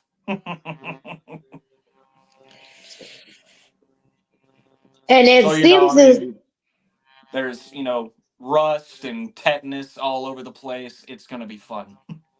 Oh god, gonna have to get a tetanus shot. Flesh will definitely be torn. I will say that. so it seems as though she has now decided to use Prue Daniels as a human pinata. She is swinging that 2x4 onto the body of Prue Daniels, but he is just taking it and he's not going down quietly. Come on, crew. He is at one point he tries to disarm her, but that was the really worst thing to do because she just decided to spit black mist right in his face. Oh, I tried to Excellent. warn him about that. Oh, this is fun. And now you see her taking off running while he is sitting there trying to take the black mist off of his eyes. And you know that she's playing with Prue Daniels. So she's trying to find even more toys to go play with. But it looks like she has unburied, it looks to me like a bear trap. Oh. I forgot I left that one there.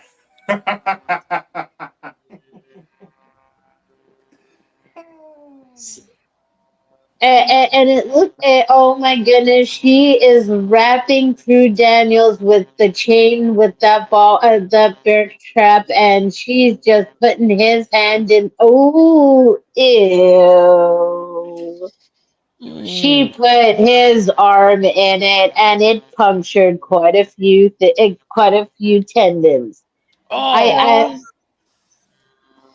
Um, Oh my I, I'm. s- god. Thank goodness there's some ambulance tech that's going to be around. They're just not in the area because, well, yeah, they didn't want nothing to do with this. oh! It's by the way, the advertisement before this matchup, Showtime said that was an advertisement for a lesbian nightclub, No Man's Land. Good one. It's the name of some pretty good movies too. Yeah, but go ahead, Gizmo Bear. So Drew Daniels manages to get himself out of that bear trap, and he actually takes it and hits her in the face with it. And now she's bleeding. And now he's taking off because now he's playing it smart. Now he's going to go look for more toys. And it looks like he found himself the baseball bat with the hook at the end of it. Oh,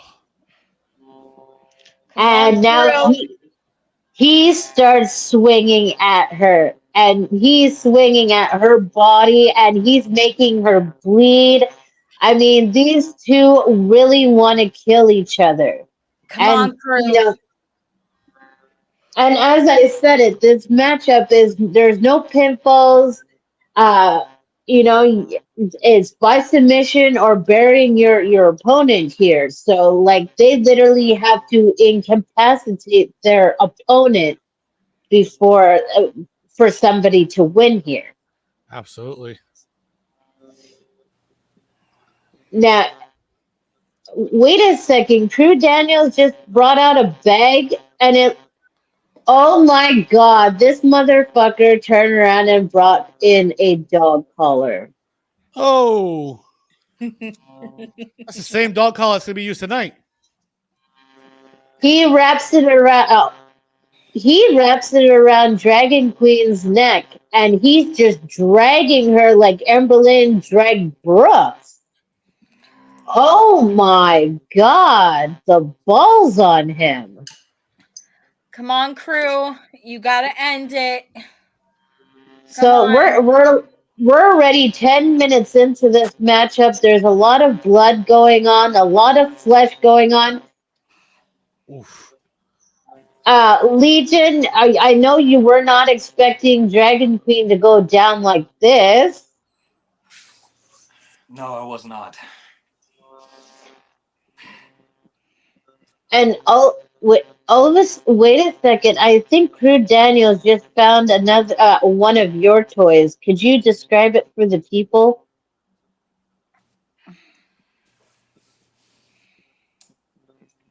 It's a severed piece of an electric fence. Oh. Still has And barbed wire around it. so he is wrapping Dragon Queen with that barbed wire, and he's electrocuting her. My God. Oh. Shocking. Oh. The referee that's around is trying to check to see if she's completely out cold, and by the third hand, she shows. I don't know if it's fucking purely out of adrenaline, but she just flipped off the fucking referee. Come on, crew. You got to stay on her. And it looks like all the fucking lights in No Man's Land turned off, and it. What the hell? Oh no! Dragon Queen just went cryptic / berserk. Now, What the hell? Legion, you remember when she went like that back in CWW? What that means? He's a dead man now. What the fuck? As much as I hate to She say it, because I don't like that side of her, it reminds me of someone else. My God. Come on, crew. I told you about this. So we're about 15 minutes in, and all of a sudden, Dragon Queen grabs him. She wraps the chain from the dog collar that's around her neck, and she puts him in the Queen's lockdown. Oh my And God. he has crew. nowhere to go. He has no one to catch him. And he's sitting there not trying to tap out, and he's bleeding from his nose and his mouth. Oh. The referee has no choice but to call this match. And your new Open Challenge champion, Dragon Queen. Now, with that being said, now that she is new, now you see lights come back on here in the arena finally. Now that with her being champion, this is the open challenge to anybody in the IW community can come here and challenge her for now the open challenge championship. But Gizmo Bear, I have some news for you to give to Dragon Queen, because she does have a title defense in November. I know. She has a title defense against the one and only Showtime in November. Yep, I already delivered that to her, and yeah, I think she will await. She will be sitting front row seat for the match with him and Johnny Newhaven. Speaking of Johnny Newhaven, he just said A America stole Southern Heart's hat. My hat is way much way better. Absolutely is. But Uh, Christine, I believe Dragon Queen just dropped some roses on your client and walked away. wow. I thank you for the roses. I absolutely love roses. Damn Dragon Queen, don't do this to me. Um I told Crew. I told him this that but no one listens to me. No one listens to me. And I've about had it up to here with people not listening to me. Here. Well, Here. agreed. But as we all can see, EMTs and ambulance are checking on Crew Daniels, and I put him on the stretcher as they're looking at it. As you can hear as it what I mean, whoa, Crew Daniels is going to be out of action. He has a separated shoulder due to that Kimura lock, among other things. But before this matchup, before the next matchup happens for the main event number 1, right in this ring, Showtime has something to say.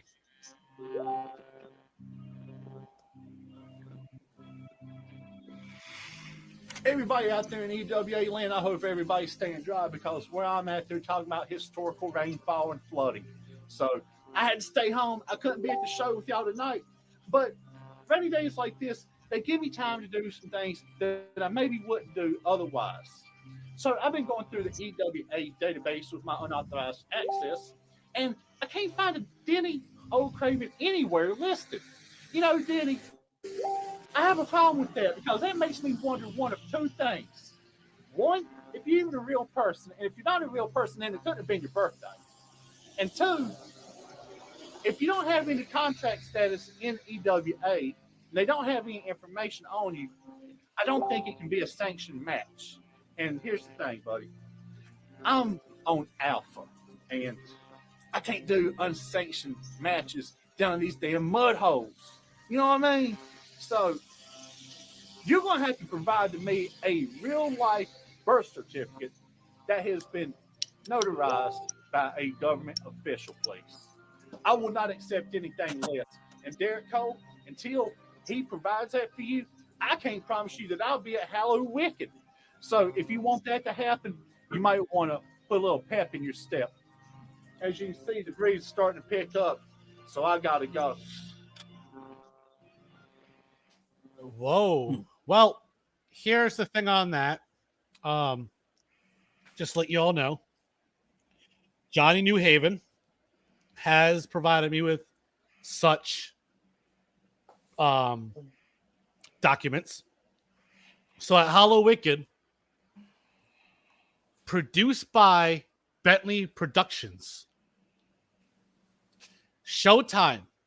Well, like I announced it last week. Showtime will take on Johnny New Haven. I don't know what match he has for them, but we'll see what happens at Hollow Wicked. So it is official. Johnny New Haven takes on Showtime. Speaking of Hollow Wicked, I have an announcement to make. Go ahead, Legion. As part of the deal, there was a third clause.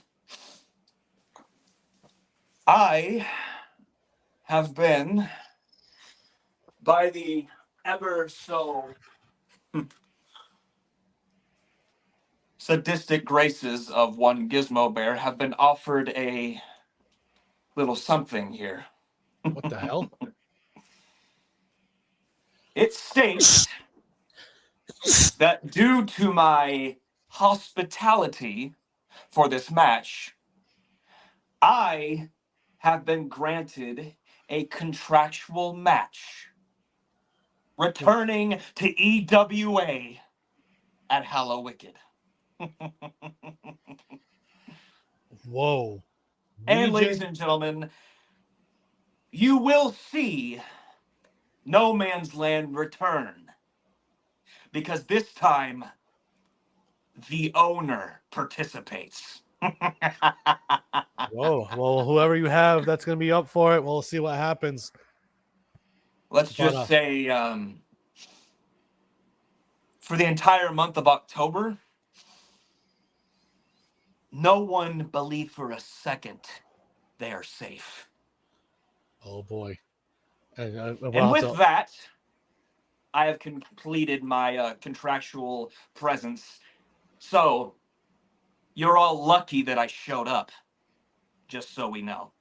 Well, Legion, if you don't mind me doing me a favor, if you can, I'm going to make it official for you to be at Hollow Wicked as Gizmo Bear. Thank you for that surprise. I did not know that was coming, and I appreciate that. But Legion, can you go grab Cody Cash, please? He is here. He's supposed to be doing this next matchup. Oh yes, that's right. I forgot. I kind of scared him off earlier. He should be in the supply closet, probably pissing himself. So for this one time, I will actually do something you ask, just because I feel generous. Shadow. Thank you, sir. And for the just because I feel like saying it, I don't wish Crew Daniels well at all. So you can send your client my regards. Never trespass on my property ever again without actually having the balls to figure out how to use it. All right. All right. That is Legion. Whoa. Gizmo Bear. This was the surprise you talking about during the business meeting that we have. And I gotta say, Christine, I'm gonna start with you. What do you think about Legion coming back to EWA for one night only? I don't know who I dislike more, Brooks or Legion. Well, we know Lenore Len loves Legion. It's one of her daddies. No wonder she loves him. Oh, of course. I mean, especially the other 7 she got. So that's not surprising. So, but America, what do you think about what the surprise was during that production meeting we had that Gizmo Bear was talking about? What do you think about that? I mean, that puts a lot of stress on all the competitors. I mean, that's not someone you want picking your name. So a lot of people are going to be on pins and needles. Now, and to mention Crew Daniels, he just shouldn't have been chasing waterfalls. Obviously not. But congratulations to Dragon Queen becoming a new Open Challenge champion. Like I said, anyone in the IW universe can challenge her. Guys like Rocky T, guys like Legion, they can all come here to challenge Dragon Queen. But now, what do you? I want to start with you, Christine. What do you think of the rivalry starting this early between Showtime and Johnny Newhaven? Both men are top tier talent men. When you put the two of them together in a ring, you know egos are going to be flying off the handle. You know one is going to want to best beat the other one. Absolutely. So this is a huge match that is huge for us as a company because not a lot of people think that we could book matches like that. So whoa. Yeah, I agree. Christine, guys, look who's coming down from the ramp. The music of the real Tim Cyphers. Oh, look who's coming here. He is back. I don't know. Obviously, some things happened to him with his eyesight, but obviously his eyesight is cleared. He is back here, and he just looked at me and goes, he's got a ticket, so he's gonna go sit with the fans. I mean, if the guy's got a ticket, he's got a ticket. Can't really be mad. But he is finally back. Here he is finally. A Saint of Security, Cody. Cody, you there? Is he gone? Yeah, he's gone, buddy. He's gone. Come Yeah, on he's out. gone. Come on out. Oh my god! Who the hell let him back here? I didn't. That was Gizmo Bears, Cody Cash. Oh, you should have told me that. I Or don't your like pants him, clean. okay? He scares the shit out of me. Even worse than Emberlyn, and that's kind of saying something. Yeah, they kind of go hand in hand, don't you think? I mean, Unfortunately. you gotta think Emberlyn summons Legion Yeah. to try to help her with the last match that she had Whoa. with, Brooks. But Christine, by the way, give a little announcement. Dragon Queen was in front of a camera, as you can see right there, as she just said to the commentary table and everybody here in EWA, celebration after hours at my mansion. Oh, definitely. Oh, Dragon Queen, I'm bringing the ganja. I fucking got it right here. Yeah, got it right here, sweetheart. Just I don't, mean- and just I hope she doesn't bring the guest of honor with her because I already hid from him once. No.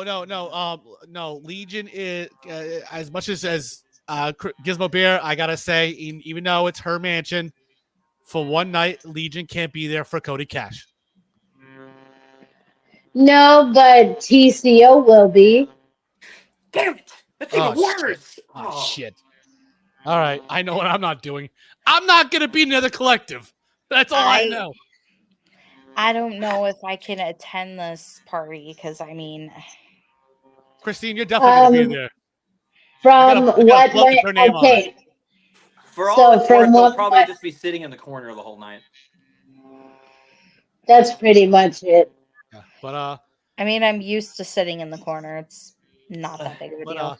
No, not you. We're talking about TCO because from what I'm hearing is Dragon Queen said that if TCO comes, he has to be nice to everybody so everybody can have fun and have a party. This is a celebration of one, her coming back home, and two, her getting a title for coming back home. So he has to play nice with everybody. He has no choice. absolutely. But here we go. Let's get to main event number 1. It is a triple threat elimination match for the Back to the Action Championship. Brooke, who's our champion, taking on Cyrus. You all right, and bro? Ed Coop. Legion got your throat over there? Yeah, I know when Legion was here. But an elimination match for the Back to the Action Championship. Ed Coop, Cyrus, and Brooks. Now, before Cody Cash takes it away, I'm going to go around the room. And Christine, I'm going to start with you. Who do you have in this matchup? Yeah, no pressure, thanks. You're welcome.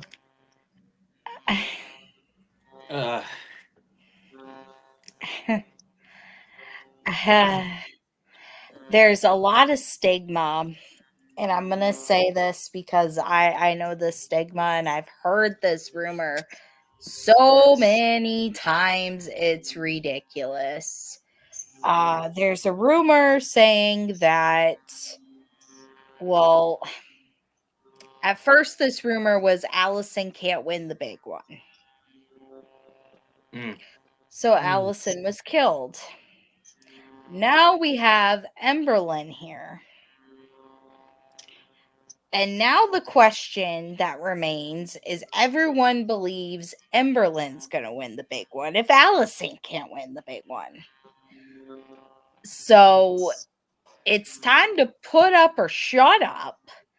And it's making me wonder, is this stigma really true? Can she win the big one? If she can, then this is huge. But then at the same time, I don't see her winning it because Reaper has just won the world title and I don't see him losing it, quite soon.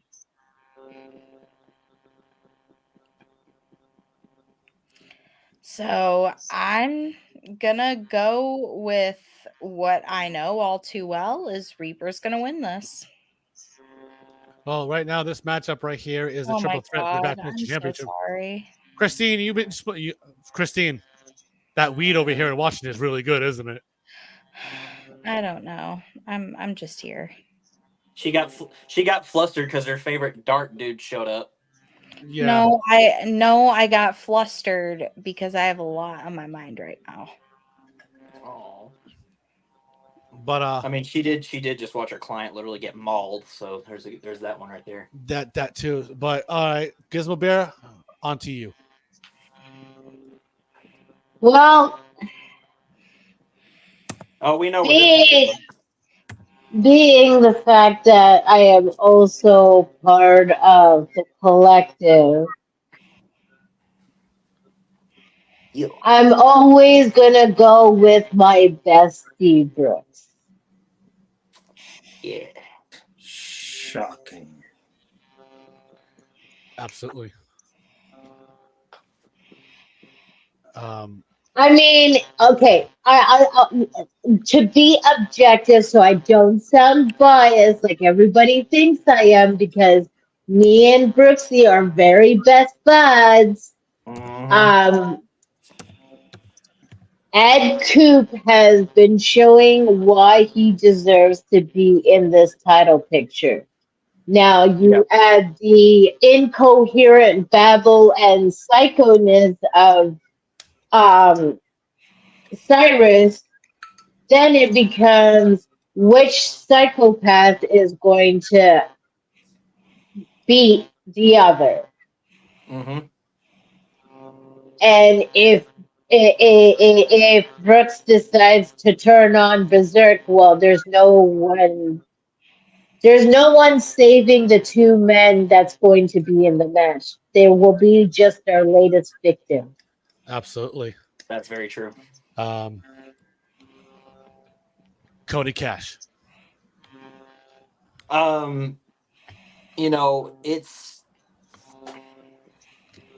a lot of times, I want to try to not sound biased, but a lot of times it's just the facts. Like, I mean, you had when Brooks became United States champion over CEW, held that thing for 160 days, right? Well, ever since he became back to the action champion, which shocked everybody because he showed up after the injury that Cyrus caused, and ever since then has been on a tear with it. He's I mean, I wouldn't be shocked to say he's got a death grip on that thing. He So does.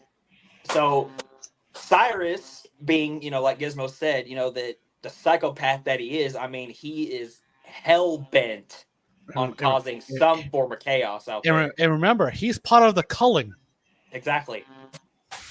And then, you got Ed Coop, which, we'll dive into the logistics here.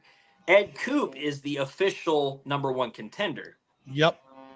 So with that being said, you can also see on social media the champion and the contender were not happy that a third party was involved. However, Brooks welcomed it anyway. He said, I don't care anymore. I know what I'm going to do. That's that. But I've seen what Ed does as of late, ever since becoming champion, and he's been proving himself, and even being involved in the thousands of scuffles that Brooks and Cyrus have had. He decided, hey, I'm going to join in too. I know my first answer would obviously be the champion. I'm not going to say he's going to win, but I want to see what Ed Coop can do in this match. So I'm at least supporting Ed. I'm not going to say who wins because it could be. I'm going to say it could be anybody. It's anybody's match, honestly. The hype in this match is ridiculous. So yes, it is. Mm. Yes, it is. And America, same question to you. Well, as my cohort said, psycho, clean cut good guy, who shrinks when it comes to the darkness. And Brooks has Cyrus bring all that darkness with them. Yeah. Will his candle be bright enough to outshine it?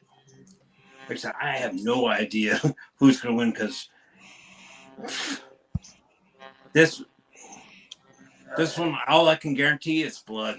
That's all I can guarantee. Oh, 100%. 100%. Especially given the fact that there's no disqualification in this matter. It's going to get ugly pretty quick. Yes, it is. So, Cody Cash. Take it away, sir. Now that I got my breath back. Yep. He's not behind me. Okay. Okay. Oh, God, no, please. Okay. Don't do that. I hate you for that. Anyway. So, when this match started, you had the number one contender come out first. Everybody here at the Washington National went nuts for him because he's been proving himself time and time again why he belongs here. He came out, high-fived fans, gave someone his shades, gave someone his backwards hat, all the 9 yards, slid in the ring, and, he climbed up on the turnbuckle and obviously said his favorite thing, "I'm the face of the place," and, that was that. Well, then the lights dimmed, and here comes said psychopath cuddling his favorite axe, Hank. Here came Cyrus. And what's funny is because of the way he is, no one knows the right reaction to give him because they don't know if it's going to piss him off or not. So it was a very lulled cheer. It wasn't like a pop. It wasn't a boo. It was just like a, woohoo, he's here. Yay, I'm scared. Like they didn't know what to do because the man obviously was walking around with an axe. So if someone booed him, they'd probably get their head chopped off. I don't know. But, he cradled that thing like a baby, like he usually does, all the way down the ring. He was told by officials to put it down.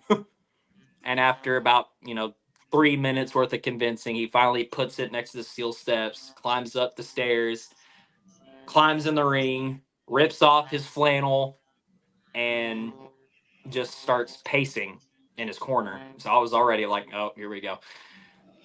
Well, then, obviously, with it being Armageddon, with it being a pay-per-view, you had your good old championship level entrance of Brooks himself.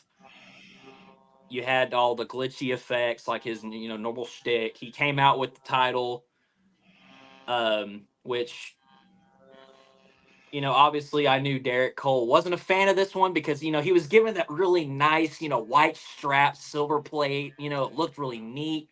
And then he decides to make his own, defaced it, and it looked like it was literally built in a barn. Not saying it wasn't cool because, he builds his own stuff. Anyway. So he came out with this custom title, held it up in the air, as smug as he always is, walks down to the ring. And then I also noticed, I mentioned earlier about what happened on Alpha in just the past weeks. I mean, he's been through shit lately. So he wasn't playing today. He came down with a purpose. He slid in the ring. He shoved the belt to the official, not gave it to him. He shoved it in his chest and said, "Here." The referee checked all three, held up the belt. Bell rang. All three of them stood in the middle of the ring. And they, Brooks was obviously on his toes. He's like, who's going to go first? Well, then Cyrus steps up first. Then Ed steps up. Then Brooks steps up. Little moment of standoff, and then both Ed Coop and Brooks spear him because they decided we're taking out the big man first. Oh. So I mean, smart move because once that guy starts going, I mean, it's over. And I'll say it like once Cyrus gets that adrenaline rush, I mean, people better run hard. So they grounded him kind of early, and Ed Coop and Brooks, they got him in the corner, took turns stomping him down. Well, then at one point, Ed got a little bit too carried away with it, and he kept stomping and stomping and stomping.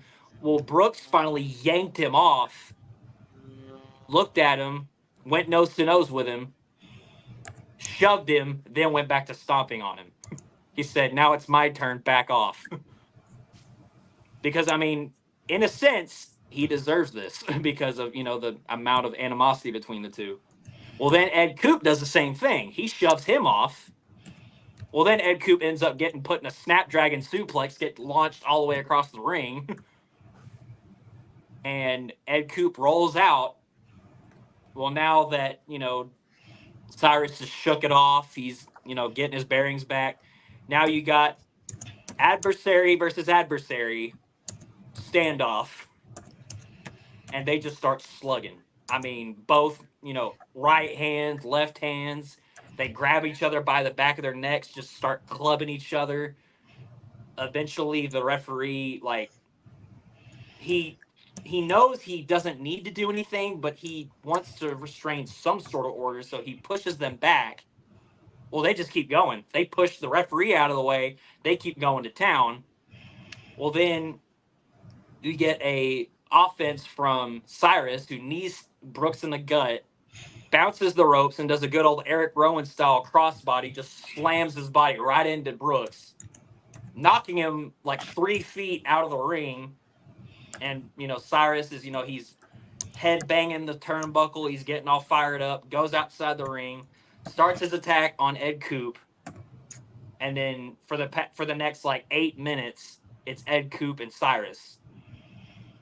And eventually, as much as it pains me, because I really wanted to see Cyrus get his absolute ass whooped, there was a moment where... Tell me I'm wrong, Fee. There was a moment where Ed Coop went for a springboard cutter, but he was using the barricade. And when he went backwards to catch Cyrus by the head, in midair, Cyrus did a black hole slam, landing right on that concrete. Oh, by the way, Cody Cash. Yes, sir. From the fans, Johnny Newhaven's watching from the crowd. He just yelled to me, what part of the hood is Cody from? Because you got your hat backwards, you got the white beater on. You want to know what hood you were from. I'm from Dallas, Texas. That's where I'm from. Oh, shit. You heard that there, Johnny Newhaven? Johnny, do me a favor. Listen, I paid for a certain spot. Why don't you go take Southern Heart over there? Oh, no. Says she's not with Robbie. There's going to be baby number 2. Well, she's not with Robbie, so why not fucking let him have a tag? Well, yeah, but if you watched Alpha, we figured out who the actual baby daddy is. Who's the real baby daddy? The one that you congratulated for becoming the new United States champion. Hello. Jimmy Wallace's new baby daddy. You got to do your research, brother. Oh, damn, yo. Anyway, I mean, Cyrus definitely started showing some offense here for the next 10 minutes. All in all, I think the match ended up being probably 26 total. So it was almost a 30-minute classic, to be honest with you. Weapons were used. At one point, we saw Ed Coop with a chair versus Hank. Oh. And I mean, Ed really wanted to go for a good old-fashioned unprotected headshot, but Hank was swung at the exact same time, bent that chair in half on impact, and Ed looked at him like, oh my God. And, then the Spanish announce table, obviously, whoever bet on it, here you go. Spanish announce table is cleared off. Cyrus did a mandible claw choke slam onto Ed Coop through the Spanish announce table. But then Cyrus turned around and got speared by Brooks. Oh, God. So then Brooks, he started getting fired up. He went after Cyrus for a little bit, tried to kind of disable him, threw him into steel steps, the whole fixture. So, one part didn't come off. The entire steel step structure fell over on impact. Oh, God. And, Brooks measured Cyrus, was about to go for what looked like a punt kick, but then he saw Ed Coop getting up and punted him instead. Ouch. And then Brooks decided to spend about like 5 minutes, doing his usual trash talk, like, they're not shit, this is my house, yada, yada, yada. Then he went over and grabbed Ed Coop by the face and said, "You want to be the face, but I'm the one who made you that way." Wow. Damn. Wow. Damn. So, but then again, that kind of got a little carried away because, once he starts kind of running his mouth, it gets a little distracted. Well, then he turns around, gets grabbed by the throat by Cyrus, who somehow got up like that. Got lifted up for a two-handed choke slam, but Ed Coop chopped him in the leg. And they went for a double suplex on the concrete, but Cyrus lifted them both up for an inverted suplex, throwing them both down with both hands onto their stomachs onto that concrete floor. This guy's going crazy. He definitely is. And, Cyrus started doing, the typical like this maneuver, started going, "Hey, it's my time now." Grabs Ed Coop by the back of the head, rolls him in the ring, slides in, makes sure Brooks is still, incapable of distracting him, waits for Ed Coop to get up, boots him in the face, and Ed Coop does like a 360 because of how hard he got kicked. And then we saw right in the smackdown middle of the ring, Cyrus delivered his finisher to Ed Coop. Ouch. But then he didn't want to stop there. The guy got so amped up, he goes up to the top rope and does a freaking Jacob Fatu moonsault on top of Ed, looking dead at Brooks as he pins him for the 1, the 2, the 3. Oh. So, ladies and gentlemen, at this moment, at the 18-minute mark, the number 1 contender was eliminated. That's crazy. Oh, man. Poor Koopa True. Listen to the crowd boo the shit out of Brooks. It wasn't Brooks, it was Cyrus. They're booing both of them. Oh, well, yeah. Damn, look, Cyrus got booed, but you can see Brooks is laughing in the ring. And as you can see, he gets up and he's laughing. He says, "Ha ha, your face of EWA got eliminated first. He's a loser." Yeah. Oh, man. And there's a small Hank chant. What people the? chanting? Yeah. Well, then, obviously now you got the two psychos in the ring. Well, then Brooks saw what he was looking at because he was looking, kind of like this, looking right at Hank on the bottom corner. And Brooks just goes, "Have at it." So he grabs Hank, kind of polishes him up a little bit, kind of spins him around. Well, obviously, Brooks goes for his favorite. He goes for Lucy, that sledgehammer. Oh, boy. Oh, boy. And remember what happened during that Hell in a Cell match when these two got their weapons. For whatever reason, there was a miscommunication with the weapon, with the axe, and then Brooks got the upper hand. This time, Brooks went to swing with the butt end of the sledgehammer, and with one swing with Hank chopped the sledgehammer in half. Oh my God. So, now Brooks doesn't have a sledgehammer anymore. And so Brooks kind of just... Lucy. Yeah, Brooks just kind of stares at the shambles of his favorite sledgehammer. Then you see that good old-fashioned... I hate saying this. The good old-fashioned cryptic stare. He just dead eyes Cyrus drops the sledgehammer pieces, and they just start swinging again. They start swinging for 7 minutes straight. And, at one point, Brooks had the upper hand for just a little bit. He went for the dead end, that jumping sidekick, but Cyrus no-sold it. Oh. Like it was nothing. Oh, Started shit. laughing like an absolute maniac. And chokeslammed Brooks through the ring. So now there's just a giant hole. And you see the referee, he's freaking out, like, oh God, what do I do now? He goes to check on Brooks and is about to call for it. We're about to have a brand new Back to the Action champion. But all of a sudden, Brooks' hand reaches up and grabs the hand of the referee, pulls him down, and you see a bloody Brooks' face telling him, do not do it. I'm not done yet. Oh, shit. Lets him go. The referee's like, all right, sure, whatever, sorry. Brooks starts to crawl out. Cyrus does his finisher twice because he's pissed off that he got up. Goes for the pin. Brooks kicks out at 2.99.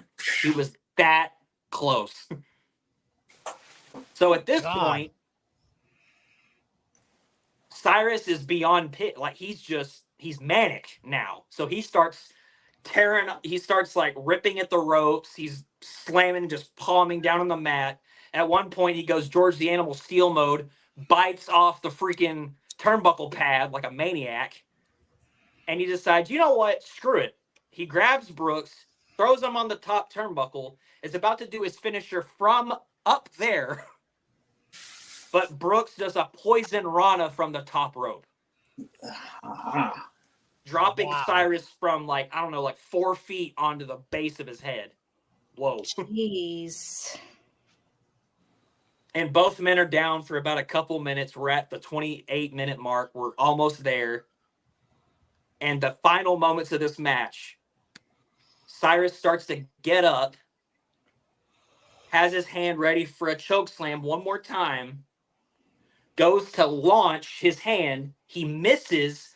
Brooks bounces the ropes, bounces again, spears the daylights out of Cyrus. Oh! Oh. Brooks starts like hulking out. He starts tearing at his head. Starts just like, just pissed off, frothing at the mouth, like spit's coming out.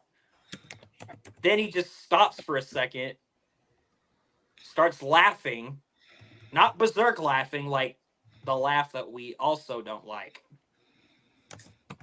He backs up into the corner, Randy Orton style. Cyrus gets up, gushing blood. Brooks hits the career killer. Oh!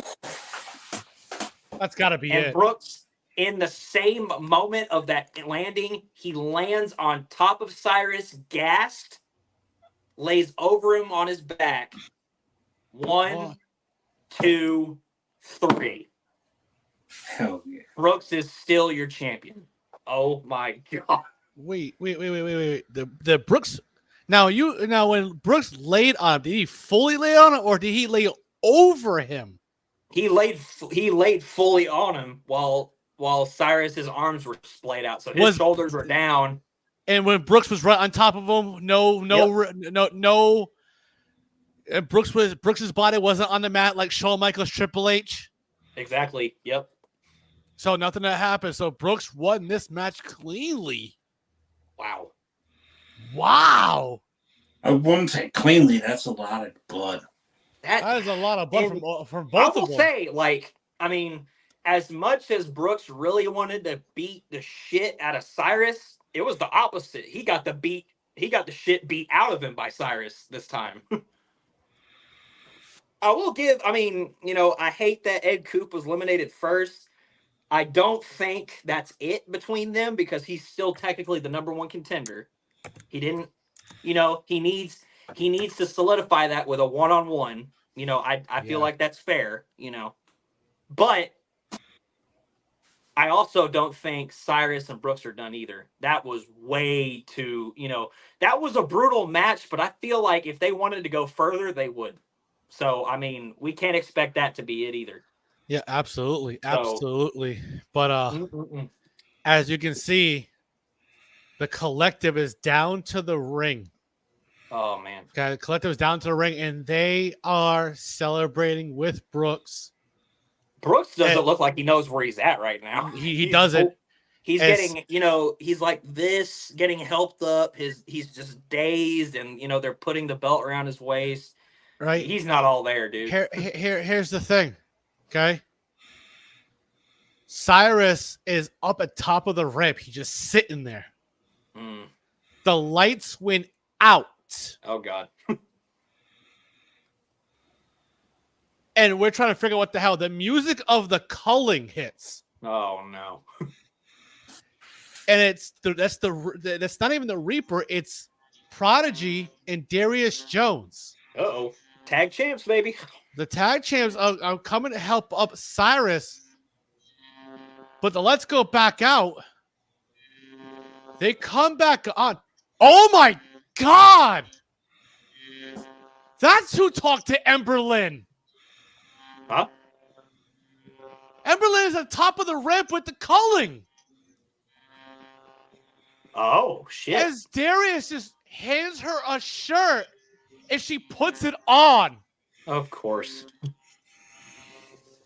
Emberlyn is part of the culling. Oh, I didn't even see this coming.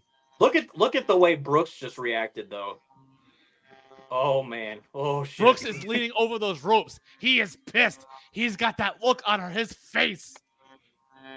But look at Sean Jackson. He just shook his head like you shouldn't have done that. Ooh. But look at Sean Jackson. He's right on the side of Brooks like, oh boy. And you do realize these boys are in there, and their Dragon Queen is still in no man's land trying to get back to the arena. She hasn't gotten back yet. I don't know how Emberlyn got there. And might we reiterate that what happened between them two, the final match was between Allison and Brooks. Emberlyn still has a lot to get off her chest with the guy. Oh, that she does. But as you can see, the culling is walking back to the back locker room. And of course, wow. You can see the culling. Look at Sean Jackson looking at us like we had any clue. We have no clue, dude. I didn't see this. I have no clue. I was in the hospital next to your fucking manager. Brooks is cursing you out. Yeah, he is. Don, you're still the I had Brooks. I had no clue. What do you want me to do? If I have no clue about it, I'll handle it. My team will handle it. Don't worry. Wait a second. I think Brooks. I see the shade a shade of Bret Hart versus Vince McMahon at Montreal Screwjob happening here. Derek Cole, you have a loogie on your glasses. Oh, Brooks just done hocked the loogie on your ass, bro. Wow. He hopped two of your ass. Damn, son. That's pure disrespect, bro. Oh, man. Good job, Mr. Jackson. Okay. Okay. Brooks, Jackson, you want to do that? All right. Don't you talk about a national treasure like that. You know what, Brooks? You want to do that? Oh, I can't wait for your tag team match next week in the main event with Darius and Prodigy. Oh, I can't wait. Darling, it is not with Darius and Prodigy. No, sir. Who's it with? It's with Phoenix Jackson and a partner of his choosing in the Fights Pit match. Are we forgetting that Dragon Queen? Good. The Guess match what? was literally Guess made what? 5 minutes ago. Guess what? There's a special guest referee. His name is Geriatric. How's that sound? Mm-hmm. Sean Jackson's looking at me now. And He's just trying to bait you, champ. Brooks just said, "Don't sweat it. It's fine." and then they finally cleared out, and then obviously Brooks just did one of these and then left. But wow. I mean, I just I don't got know. spit. I don't know if that's PG, brother. Okay, R-Truth. But you know what? Let's get to this next matchup. It's the final main event. Tell the locker room to get their asses out here. Everybody in that locker room, whoever's watching, I think everybody who's still watching, I thank you for being here. Okay. So let's get to the main event. It is Ember Lynn, who's already in the ring. Oh man. And she is sitting Indian style in the middle of the ring. Oh shit. Just staring up the ramp, and the music of the culling hits. And it is the Reaper coming out by himself. Because the fact that the culling was right behind him, he said, no, go to the back. The Reaper wants to handle this on his own. So now, as the Reaper gets in the ring, I'm going to go around the room right here. Christine, I'm going to start with you right away. I already said what I said earlier. Just hit rewind. She gave a really good point. After being a jackass earlier, but you know. But Ember Lynn is ready. You can see it in her face. She's ready. And she hasn't moved from the middle of that ring. I'm going to say it again. She deserves this 100%. 100%. No, Gizmo Bear, I'm going to go with you. Well, I'm going to reiterate what Christine said, and I'm still going with Eberlin. So, Cody Cash. I'm still going with Emberlyn. A America. Well, I can't be the same as all these schmucks, so hey, we got to go with the champ, right? He's a champ for a reason. Well, this schmuck over here helps you get your bags to your room, sir. So I don't want to hear it. America. You dragged them. They were heavy. What the fuck do you put in those things? Everything on America, and everything an American carries. That's fair. Listen, he's not. Cody Cash, you are from Dallas, Texas, so you know how people from, even though he hates Dallas, he's an American. Yeah. I got money on the now, so. Okay, listen, but A America is not Johnny Cage from the 1994 Mortal Kombat movie. We should be lugging so many fucking luggage like that. I'm thinking to myself, he's got some dead bodies in there. How are you gonna carry around? How are you gonna have 2 carry-ons in a suitcase, Drew? Oh man, you kill me, man. My hats. I have lots of hats. Okay, that's fair. Yes, he does. Fair. Absolutely. But let's get to this matchup right here. As you can see, the referee puts the dog collar on the Reaper. But Ember Lynn is still sitting in the middle of that ring, and he puts the dog collar on her as the Reaper sits in the middle of the ring with her. Oh, and boy. She just dives with a headbutt onto the Reaper.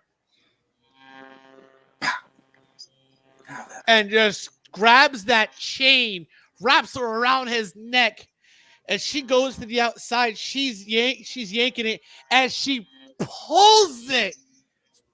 And I mean, when I say pull it, she yanked the Reaper to the outside. She is angry at this point. Well, I mean, wouldn't you be? Oh, I agree. But as you can see, Ember Lynn, she grabs the Reaper and she puts him up on his shoulder, and she charges and puts it right through a barricade. Damn. And she stands, and Ember Lynn just stands right up. Just staring a hole at Reaper right now. Ooh. As she picks up Reaper again. puts him through the second barricade. Jesus. Amber Lynn, and she's dragging him by his neck, and she just yells, "I fucking can't stand this. Why are we fighting?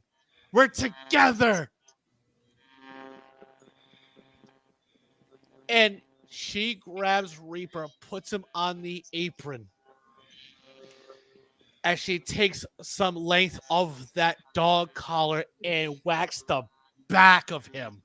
Good with Lord. That, and it's not even anything. That's a thick chain. It is. And That's what they do with their friends. And she just said to him, "I'm culling material. You know this." Well, hold on, guys. Wait. So look at the ramp right now. Oh We God. see security's trying to keep someone from coming out there. What the They're hell? pushing someone to the back. What the We hell is know that? we know who those tights belong to because he was just in a match. We see Brooks in his black hoodie still bleeding, but it's dry. He just dragged a steel chair to the center of the ramp, turned it backwards, and sat down. What the hell? Oh my God. Oh my Cody, God. you made sure that there's some security so nobody's interrupting this match. Yep. I can Okay. understand why he would be very perturbed on this match, but I don't need him to be doing anything he shouldn't. So hey, go check on him. Keep him from getting up, please. Absolutely. And people Thank you. people in the audience are trying to yell, "Why is this still on?" Of course, this is a fucking pay-per-view. Of course we're still fucking on. But anyways, Amber Lynn is beating the hell out of the Reaper with that chain. As she picked up the head of the Reaper. Oh boy. He raked her eyes with with the steel chain itself.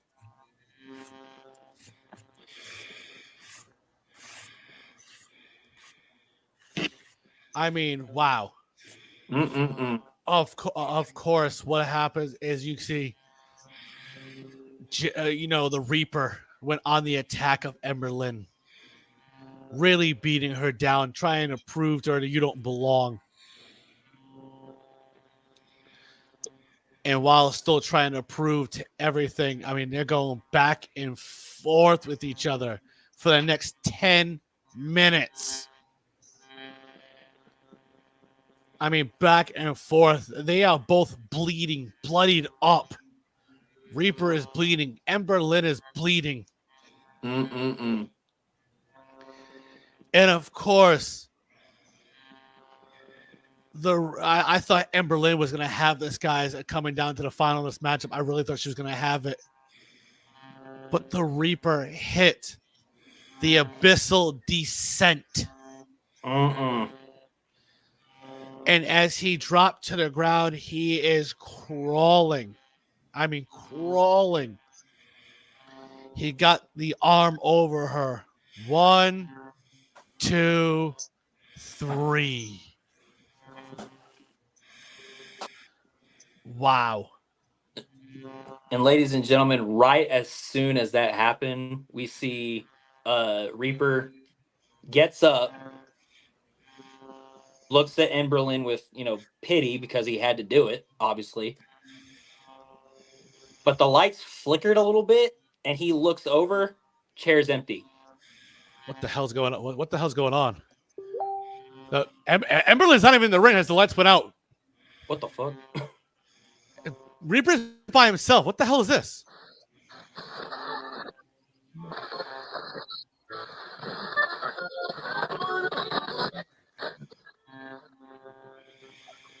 I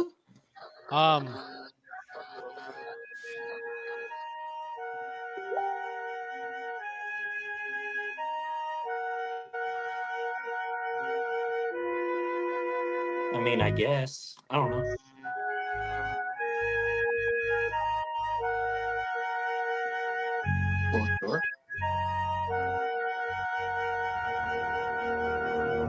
I know that symbol.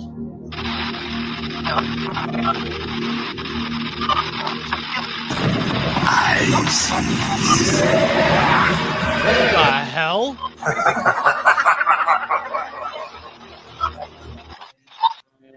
As the chip Oh my turns around, God. what the hell? It's the fucking cryptic one. Oh my God. Oh my god. Holy shit. That is TCO right behind him. Ooh. I've been waiting for this one. Ooh. And he just looked right at the title belt. And Reaper just held it up over his head. But the fact that Brooks, or well, TCO now didn't break eye contact, he's still just staring right into that mask. Yeah, he is. Yeah, he is. And as you can see, the lights go out and the same noise goes on and the lights come back on and TCO is gone. Oh man. So I'm going to make it official.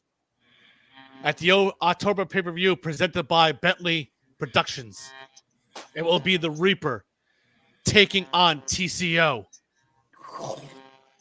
Whatever matchup he has decided. But ladies and gentlemen, that is A America, the saint of security, Cody Cash, my newest booker here in EWA, Gizmo Bear, the hottest bitch of IW, the general manager of EWA, the general manager of CEW, Christine, and also the client of Crew F and Daniels and part of the club. And I am the EWA owner, Derek Cole, co-owner of CEW. We evolved from the norm. Thank you and good night from Washington to DC. And next week, we will see you in Tampa, Florida.